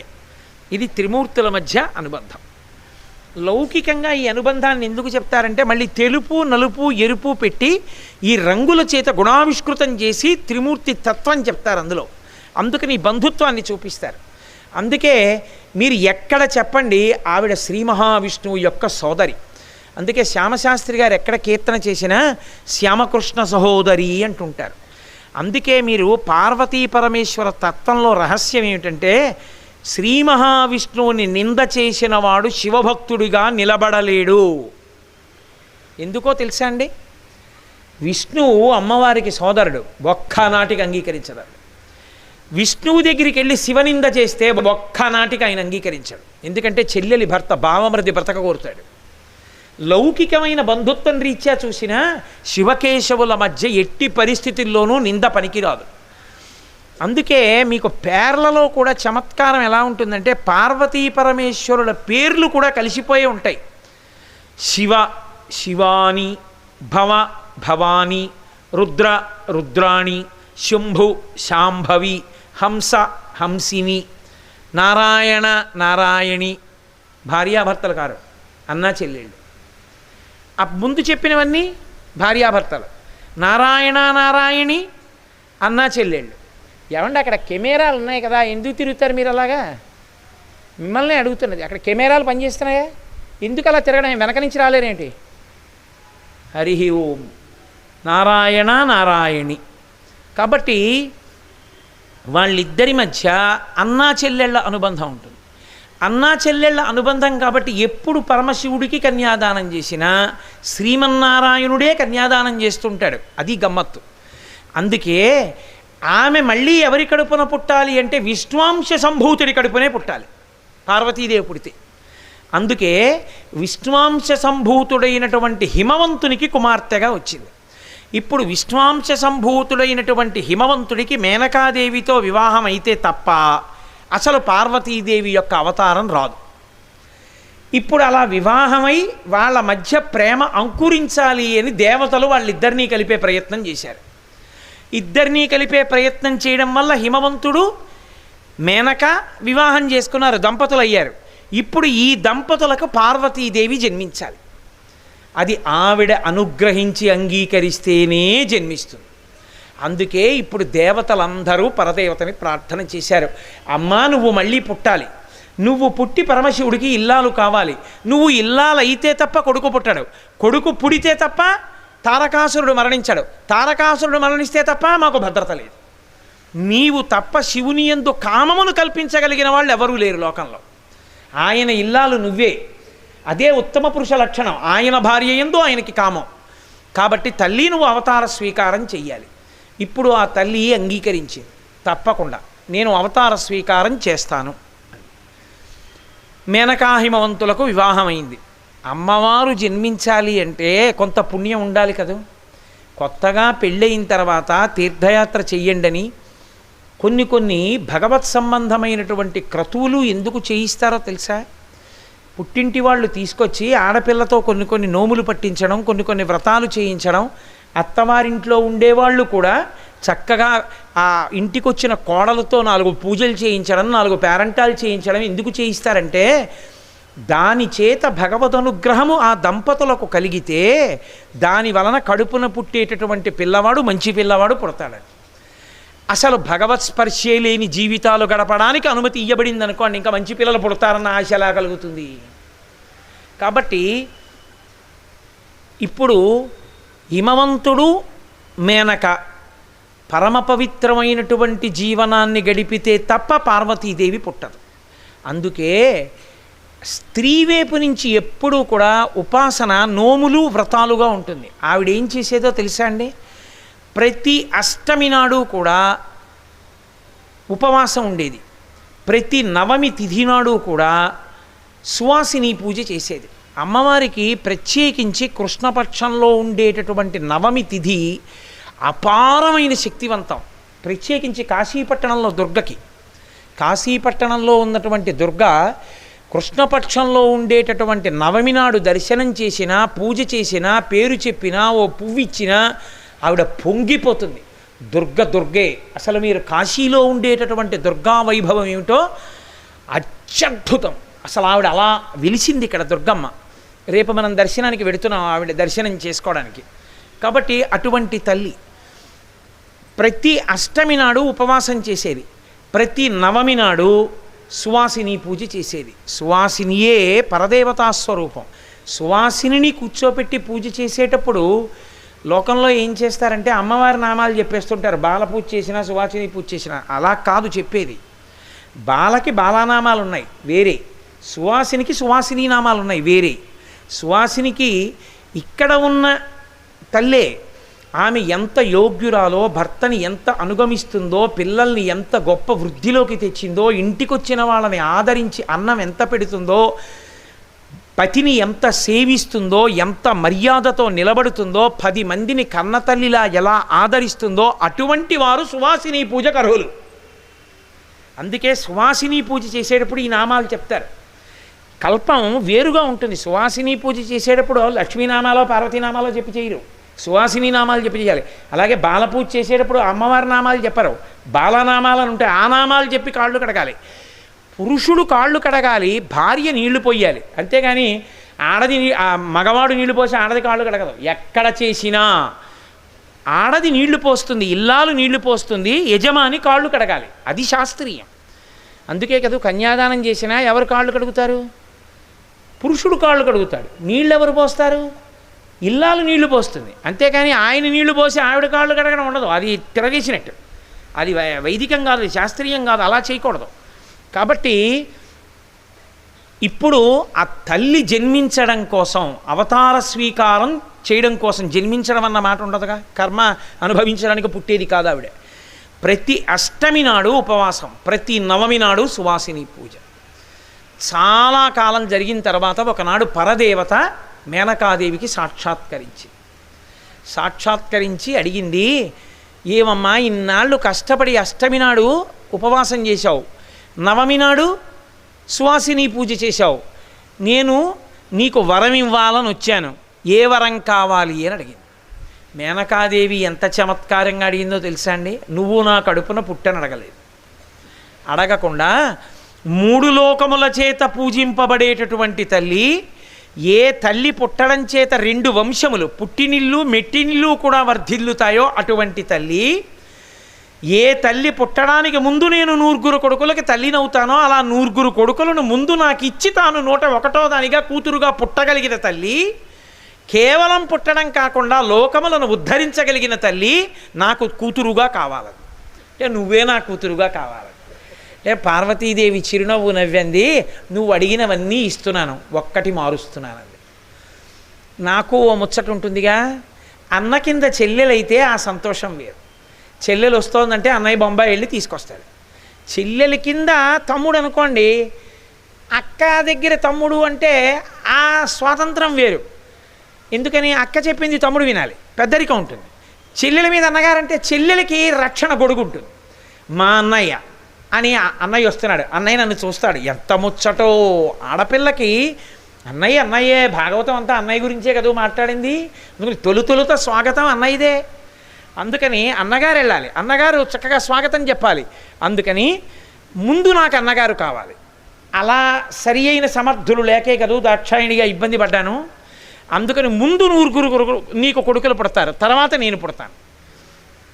చాలా సంతోషం అమ్మా, ఇంకింతకన్నా కావలసిందే ఉంది. చైత్రమాసంలో శుక్లపక్షంలో నవమి తిథి నాడు అర్ధరాత్రి మృగశీర్ష నక్షత్రం ఉండగా అమ్మవారు జన్మించింది. చైత్రమాస శుక్లపక్ష నవమి మధ్యాహ్నం 12 గంటలకి రామచంద్రమూర్తి. తతస్య ద్వాదశే మాసే చైత్రే నవమికే తిథౌ నక్షత్రేది తిథైవత్యేషోచ్చ సంస్థేషు పంచషు గ్రహేషు కర్కటే లగ్నే వక్పతాం బిందునా సహ ప్రోద్యమానే జగన్నాథం సర్వలోక నమస్కృతం అంటారు వాల్మీకి మహర్షి. మీరు చూడండి, వాళ్ళిద్దరు అన్నా చెల్లెళ్ళు ఎక్కడ పుట్టినా అలాగే పుడతారు. కృష్ణుడిగా ఆయన దేవకీ వసుదేవులకు పుట్టాడు, ఆవిడ యోగమాయగా అక్కడ నందుడు యశోదకు పుట్టింది. ఆవిడ ఇక్కడికి వచ్చింది, ఈయన అక్కడికి వెళ్ళాడు. ఇక్కడ శ్రీరామ నవమి చైత్ర శుక్ల నవమి నాడు మధ్యాహ్నం ఈయన, అర్ధరాత్రి ఆవిడ. వాళ్ళిద్దరి అనుబంధం ఎప్పుడూ అంతే, అన్నా చెల్లెళ్ళగా. కాబట్టి ఇప్పుడు ఆవిడ నల్లపిల్లగా పుట్టింది. నల్లపిల్ల అంటే నేను ఏదో బొగ్గుతో పోల్చి కాదు సుమండి, నల్ల కలువల కాంతితో. నల్ల కలువకి ఒక లక్షణం ఉంటుంది. నల్ల కలువని మీరు ఇలా చూశారనుకోండి, మీ కళ్ళకి చల్లగా ఉంటుంది, ఎందుకంటే దాని దుద్దు చుట్టూ నీటి బిందువులు ఉంటాయి. ఉండి నల్ల కలువ వంక చూస్తే కళ్ళకి చల్లగా ఉంటుంది. అది తెల్ల కలువ ఎర్ర కలువకు ఉండదు ఆ లక్షణం. లోకాలను చల్లబరచగలిగినటువంటి తల్లి పుట్టింది, నల్ల కలువల కాంతితో పుట్టింది. కాబట్టి ఆ పిల్లకి హైమవతి మేనక హిమవంతులు ఆమెని కాళీ అని నామకరణం చేశారు. నల్లపిల్ల కాబట్టి కాళీ. హిమవంతునికి కుమార్తెగా పుట్టి హిమవంతునికి అంత గౌరవం తెచ్చింది కాబట్టి హైమవతి. కాదు పర్వతరాజ పుత్రి కనుక పార్వతి. ఇన్ని పేర్లు పెట్టుకుని ఆ తల్లి పెరిగి పెద్దదవుతోంది. చక్కగా ఓ పట్టు పావడా కట్టుకుని, ఓ పట్టు జాకెట్ వేసుకుని, మెడ నిండా హారాలేసుకుని, చిన్న జడ వేసుకుని, ఏమి హిమవంతుడి కుమార్తె, ఆవిడికి ఏమిటి లోటు? సమస్తమైనటువంటి ఐశ్వర్యము హిమవంతుని ఎందే ఉంటుంది. తపస్సులు అందరూ అక్కడే ఉంటారు. ఆ బంగారు జడ పెట్టుకుని, ఆ పట్టులంగా ఇలా ఎత్తి పెట్టుకుని బుడిబుడి నడకలతో పరిగెడుతోందిట. హిమవంతుడికి తెలుసు వచ్చిన పిల్ల ఎవరో, తనకి కుమార్తెగా వచ్చింది. ఎంత పొంగిపోయాడో హిమవంతుడు, ఎంత పొంగిపోయాడో నాకు తెలియదు, కానీ శంకరాచార్యులు వారు పొంగిపోయారు. శంకరాచార్యులు వారు సౌందర్యలహరిలో ఎంత పొంగిపోయారంటే, కరాగ్రేణ స్పృష్టం తుహినగిరినా వత్సలతయా గిరీశేనోదస్తం ముహురధర పానాకులతయా కరగ్రాహ్యం శంభో ముఖముకుర వృంతంగిరిసుతే కథంకారం భ్రూమస్తవ వదన తవ చుబుకమౌపమ్యరహితం అన్నారు. అమ్మా, నీ గడ్డానికి నేను ఉపమానం చెప్పలేనమ్మా, పోలిక చెప్పలేను. ఎందుకు చెప్పలేరు అంటే, కరాగ్రేణ స్పృష్టం తుహినగిరినా వత్సలతయా. నువ్వేమో లోకాలను కన్న తల్లివి, హిమవంతుడేమో ఆ చిన్ని గడ్డం పట్టుకుని, నా తల్లి కదూ పప్పు అన్నం తినవా, నా తల్లి కదూ ఇంక బజ్జోవా, నా తల్లి కదూ ఇంకా ఆటలొద్దమ్మా అని ఇలా గడ్డం పట్టుకున్నాడు. లోకాలను కన్న తల్లిని నా కూతురు అని ముద్దుగా హిమవంతుడు పట్టుకున్న గడ్డానికి ఏమని ఉపమానం వేయను. అందుకని తవ చుబుకమ ఔపమ్యరహితం, నేను వేయలేనమ్మా అన్నారు.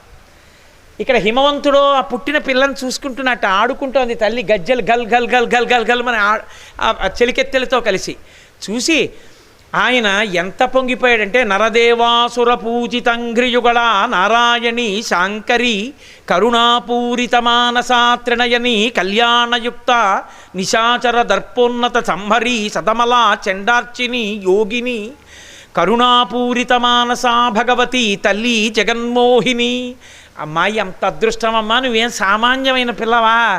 నా ఇంట ఏమీ తెలియదు అలా ఆడుకుంటూ వచ్చి ఇలా ఆ పట్టుబట్టు వదిలేసి నాన్నగారు 2 చేతులు ఇలా పట్టుకుని నాన్నగారండి నాకు ఇంకొక 2 పూల బంతులు తెచ్చిపెట్టరా నాన్నగారండి అని అడుగుతుంటే, అమ్మ లోకాలకి మోక్షాన్ని ఇవ్వగలిగినటువంటి తల్లివి, శివుడిలో కలపగలిగినటువంటి తల్లివి, అన్నం పెట్టగలిగిన తల్లివి, అవిద్యని తీసేయగలిగినటువంటి తల్లివి, శంకరుల చేత అవిద్యానామంతస్తిమిరమిహిరోద్దీపనగరీ జడానాం చైతన్యస్తబకర్మకరంద శృతిజరి దరిద్రాణం చింతామణి గుణనిక జన్మజలధౌ నిమగ్నానాం దంష్ట్రామురరిపవరాహస్య భవతి అని కీర్తింపబడిన తల్లివి. ఏమీ తెలియని దానిలా నా దగ్గరికి వచ్చి నాన్నగారండి 2 పూలబంతులు ఇవ్వరా, నాన్నగారండి నాకు పట్టుపావడా కొనిపెట్టరా అని అడుగుతున్నావా అని ఆయన పొంగిపోయి ఆ పిల్లని చూసుకుని, ఏమి నా అదృష్టం, ఈ పిల్ల నా కడుపున పుట్టింది, నన్ను కరుణించడానికి వచ్చినటువంటి పిల్ల, నిశాచర దర్పోన్నత సంహరి సదమల చండార్చిని యోగిని కరుణాపూరిత మానస.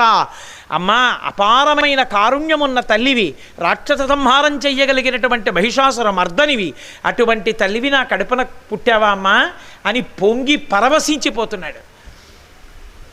అని ఆ పిల్ల ఆడుకుంటుంటే అలా అన్నం తింటుంటుంటే ఆ పిల్ల పడుకుంటే వెళ్ళి దగ్గర కూర్చుని అనుకునేవాట, అమ్మా గిరులలో ననొక్క గిరినైన నా పేరు వెలయ చేసితివిట్లు జలజనయన నీకు తండ్రినైతి నాకింత చాలదే ఇది మహాద్భుతంబు ఇందువదన. పోతన గారు వీరభద్ర విజయంలో అంటారు, ఆయన అంటారు ఆ హిమవంతుడి సంతోషం ఇంట్లో చిన్న పిల్లలా తిరుగుతోంది, ఇంట్లో పడుకుంటోంది, ఇంట్లో అన్నం తింటోంది, వచ్చి నాన్నగారి తొడ మీద కూర్చుంటోంది, నాన్నగారండి అని ఆయన చేతులు పట్టుకుంటోంది. ఎవరమ్మా నువ్వు నకధీదితి సంచన్న నమజ్జన తమోగుణ, నీ కాలి వేలి గోటి పైభాగపు కాంతి చూస్తే 1,000,000 జన్మల తమోగుణం పోతుంది. అలాంటి దానివి నా తొడ మీద కూర్చోవడమా, నన్ను ఇలా పట్టుకుని నీ వైపుగా ముఖం తిప్పగానే నాన్నగారండి అండమా. అమ్మా నువ్వు లోకాలకి తల్లివి, నీకు నేను తండ్రినా, ఏం అదృష్టమమ్మా, నేను ఎవరమ్మా, గిరులలో ననొక్క గిరినైన నా పేరు వెలయ చేసితివిట్లు జలజనయన. ఓ తామర పువ్వుల వంటి కన్నులున్న తల్లి, నేను కొండనమ్మా, పడి ఉండేవాడినమ్మా అలాగా, అలాంటి నా పేరు 3 లోకాల్లో మార్మోగిపోయేటట్టు చేశావు కదమ్మా. గిరిలలో ననొక్క గిరినైన నా పేరు వెలయ చేసితివిట్లు జలజనయన నీకు తండ్రినైతి నాకింత చాలదే ఇది మహాద్భుతంబు ఇందువదన. నీకు తండ్రినయ్యాను చాలదా, నాకు ఇంతకన్నా నాకేం కావాలి అని హిమవంతుడు పొంగిపోతున్నట్ట. అంత పొంగిపోతున్నాడు, తనకి కుమార్తె అయింది అని ఎంతో సంతోషిస్తున్నాడు. ఆ పార్వతీదేవి ఆ మేనకా హిమవంతుల ఇంట్లో పెరిగి పెద్దదవుతోంది. అసలు ఆ మేనకాదేవి ఎంత సంతోషపడిపోయిందో, ఆ పిల్ల ఎలా పెద్దదైందో, పార్వతీ కళ్యాణం ఎన్ని మలుపులు తిరగడం మొదలైందో రేపటి రోజున మళ్ళీ ప్రారంభం చేసి మీకు మనవి చేస్తాను. రేపు ఉదయం మీరు ఒక్క విషయం జ్ఞాపకం పెట్టుకోండి, కాశీపట్టణంలో లోలార్కుడు అని ఒక ఆయన, లోలార్కుడు అని పేరు. లోలార్కుడు అర్క శబ్దం చేత సూర్యుడు సూచింపబడతాడు. అర్క అంటే జిల్లేడాకు, జిల్లేడాకు చేత పూజింపబడతాడు కాబట్టి ఆయనకి పేరు కూడా అర్క ఇచ్చారు. లోలార్క అంటే లౌల్యమును పొందినవాడు. దివోదాస వృత్తాంతము అని జరిగింది కాశీలో. ఆ వృత్తాంతంలో ఒకనకొకప్పుడు పరమశివుడు తన పనుపున సూర్యుడిని ఇక్కడికి పంపించాడు. పంపిస్తే సూర్యుడు కాశీపట్టణాన్ని చూశాడు. చూసి అబ్బా ఏమి కాశీపట్టణం, ఏమి గంగా, ఏమి విశ్వనాథుడు, ఏమి దేవాలయం, ఏమి అన్నపూర్ణ, ఏమి తపోభూమి, ఈ కాశీపట్టణాన్ని విడిచిపెట్టి మళ్ళీ నేను వెనక్కి వెళ్ళడం ఏమిటని లౌల్యమును పొంది వెళ్ళడం మానేసి ఇక్కడే ఉండిపోయాడు. సూర్యభగవానుడు ఉండిపోయినటువంటి ప్రదేశం ఏదుందో దాన్నే లోలార్క గుండము అని పిలుస్తారు. అక్కడే ఒక బ్రాహ్మణుడు, ఒక బ్రాహ్మణ పత్ని పాపం తొందరలో వాళ్ళ శరీరం విడిచిపెడితే వాళ్ళ పిల్ల ఇక్కడే తపస్సు చేస్తే వాళ్ళ ఆఖరికి ఆవిడతో మేక ఉండేది. సూర్యభగవానుడు ప్రత్యక్షమై నింత ఆరాధించావు, ఏం కావాలంటే ముందు ఈ మేకని అనుగ్రహించమంది. ఆ మేకని కూడా అక్కడే అనుగ్రహించాడు లోలార్క కొండం దగ్గర. కాశీపట్టణంలో ఒక మాట చెప్తారు, గాయత్రీ మంత్రం చెయ్యడానికి అందరికీ అధికారం ఉండదు. గాయత్రీ మంత్రం జీవితంలో చెయ్యలేకపోతున్నామని బెంగ పెట్టుకున్న వాళ్ళు ఎవరున్నారో వాళ్ళు ఆయురారోగ్య ఐశ్వర్యములను పొందడానికి ప్రత్యేకించి ఆరోగ్యం సూర్యనారాయణమూర్తి ఆధీనం. ఆరోగ్యం భాస్కరాది చేత్ అని. సాధారణంగా లోకంలో 108 నామాలు ఉంటాయి, లేకపోతే 1000 నామాలు ఉంటాయి. ఒక్క కాశీలో మాత్రం విచిత్రం ఏంటంటే, అంటే బయటికి వెళ్ళినా చెయ్యవచ్చు, సూర్యభగవాను 70 నామములతో పూజ చేస్తారు. 70 నామాలతో పిలవాలి లోలార్కకుండం దగ్గర నిలబడి. అలా పిలిచేటప్పుడు చేతిలో ఎర్రని పువ్వు పట్టుకుని విసిరి చందనాన్ని, ఎర్రచందనాన్ని, మామూలు చందనం కాదు, ఎర్రచందనాన్ని తీసి ఎర్రచందనం నీరు కానీ ముద్ద కానీ కుండంలోకి వేస్తే అపారమైన ప్రీతి చెందుతాడు సూర్యుడు. అందుకే రేపు మనందరం కూడా ఉదయం ఖచ్చితంగా 7 గంటలు అయ్యేటప్పటికీ లోలార్కకుండం దగ్గరికి వెడతాం. మొట్టమొదట లోలార్కకుండం దగ్గరికి వెడతాం. అక్కడికి వెళ్ళిన తర్వాత నేను దానికోసం ప్రత్యేకంగా ఎర్రచందనపు కాష్టాన్ని తీసుకొచ్చాను, ఎర్రచందనపు దుంగ. ఇవాళ రాత్రి లేదా రేపు తెల్లవారుజామున ఎర్రచందనం తీస్తారు, వాల్మీకి మహర్షి వర్ణిస్తారు. ఎర్రచందనాన్ని తీస్తుంటే చెవుల పిల్లి నెత్తురు ఎలా ఉంటుందో అలా వస్తుంది. మనం అమ్మవారికి చందనపు చీర కట్టినప్పుడు అంచులు ఎర్రచందనంతోనే పెడతాం కాకినాడలో. ఆ ఎర్రచందనం ముద్ద తీసి పట్టుకొస్తారు, ఎర్రటి పూలు పట్టుకొస్తారు. రేపు ఎవ్వరూ కూడా పొరపాటున కూడా దాన్ని వదిలిపెట్టుకునే ప్రయత్నం చెయ్యవద్దు. నేను చెప్తున్నది ప్రత్యేకంగా కాకినాడ వారితో, ఇతరులు వస్తే నాకు అభ్యంతరం లేదు. రేపు ఉదయం వస్తే, రేపు ఉదయం మనందరం కలిసి లోలార్కుణ్ణి ఎదురుగుండా సూర్యబింబం కనబడుతూ ఉంటుంది, అక్కడ కుండ ఉంటుంది. మనం ఎర్రచందనంతో 70 నామాలతోటి ఎర్రటి పూలతోటి నమస్కరించి తర్వాత పలహారం తీసుకుందాం. పలహారం తీసుకోకుండా సూర్యనారాయణమూర్తికి నమస్కరిద్దాం. గాయత్రీ మంత్రం చెయ్యలేకపోతున్నానే, నాకు అధికారం లేదే అని బెంగ పెట్టుకున్న వాళ్ళకి గాయత్రీ మంత్రం చేసినంత ఫలితము రావాలంటే ఆ 70 నామాలతో చెయ్యాలి. కాబట్టి రేపు చక్కగా వెళ్ళి మనందరం ఆ కార్యక్రమాన్ని చేసి తరువాత జరగవలసిన కార్యక్రమాన్ని నేను మీకు అక్కడ వివరిస్తాను, అక్కడ చేద్దాం. కాబట్టి రేపు ఉదయం లోలార్క దర్శనంతో ప్రారంభం. అంటే ఇప్పుడు కార్యక్రమం పూర్తయింది. ఆ తర్వాత మాతాజీ ఆశ్రమంలో జ్యోతిర్లింగం గురించి నేను ఇంతకు ముందే మీకు ప్రకటన చేసి ఉన్నాను. ఉపన్యాసాన్ని కూడా అందుకే ఆప్ చేశాను, ఎందుకంటే అక్కడ ఆ జ్యోతిర్లింగ దర్శనానికి వెళ్ళవలసిన సమయం ఆసన్నం అయిపోతుంది కదా అని. కాబట్టి మళ్ళీ రేపు మనం సాయంకాలం 4 గంటలకి తిరిగి కలుసుకుందాం. పార్వతీ కళ్యాణ వైభవం ఏమిటో రేపు అనుభవిద్దాం. మంగళాశాసన పరై మదాచార్య పురోగమై సర్వైశ్చ పూర్వైరాచార్యై సత్కృతాయాస్తు మంగళం. మంగళం కోసలేంద్రాయ మహనీయ గుణాత్మనే చక్రవర్తి తనూజాయ సర్వభౌమాయ మంగళం. ఉమాకాంతాయ కాంతాయ కామితార్థప్రదాయినే శ్రీగిరీశాయ దేవాయ మలినాథాయ మంగళం. కరచరణకృతం వా కర్మవాక్కాయజం వా శ్రవణనైనజం వా మానసం వాపరాధం విహితం వా సర్వమేత్తక్షమస్వ. శివ శివ కరుణాబ్ధే శ్రీ మహాదేవ శంభో. సర్వం శ్రీ ఉమామహేశ్వర పరబ్రహ్మార్పణమస్తు. స్వస్తి.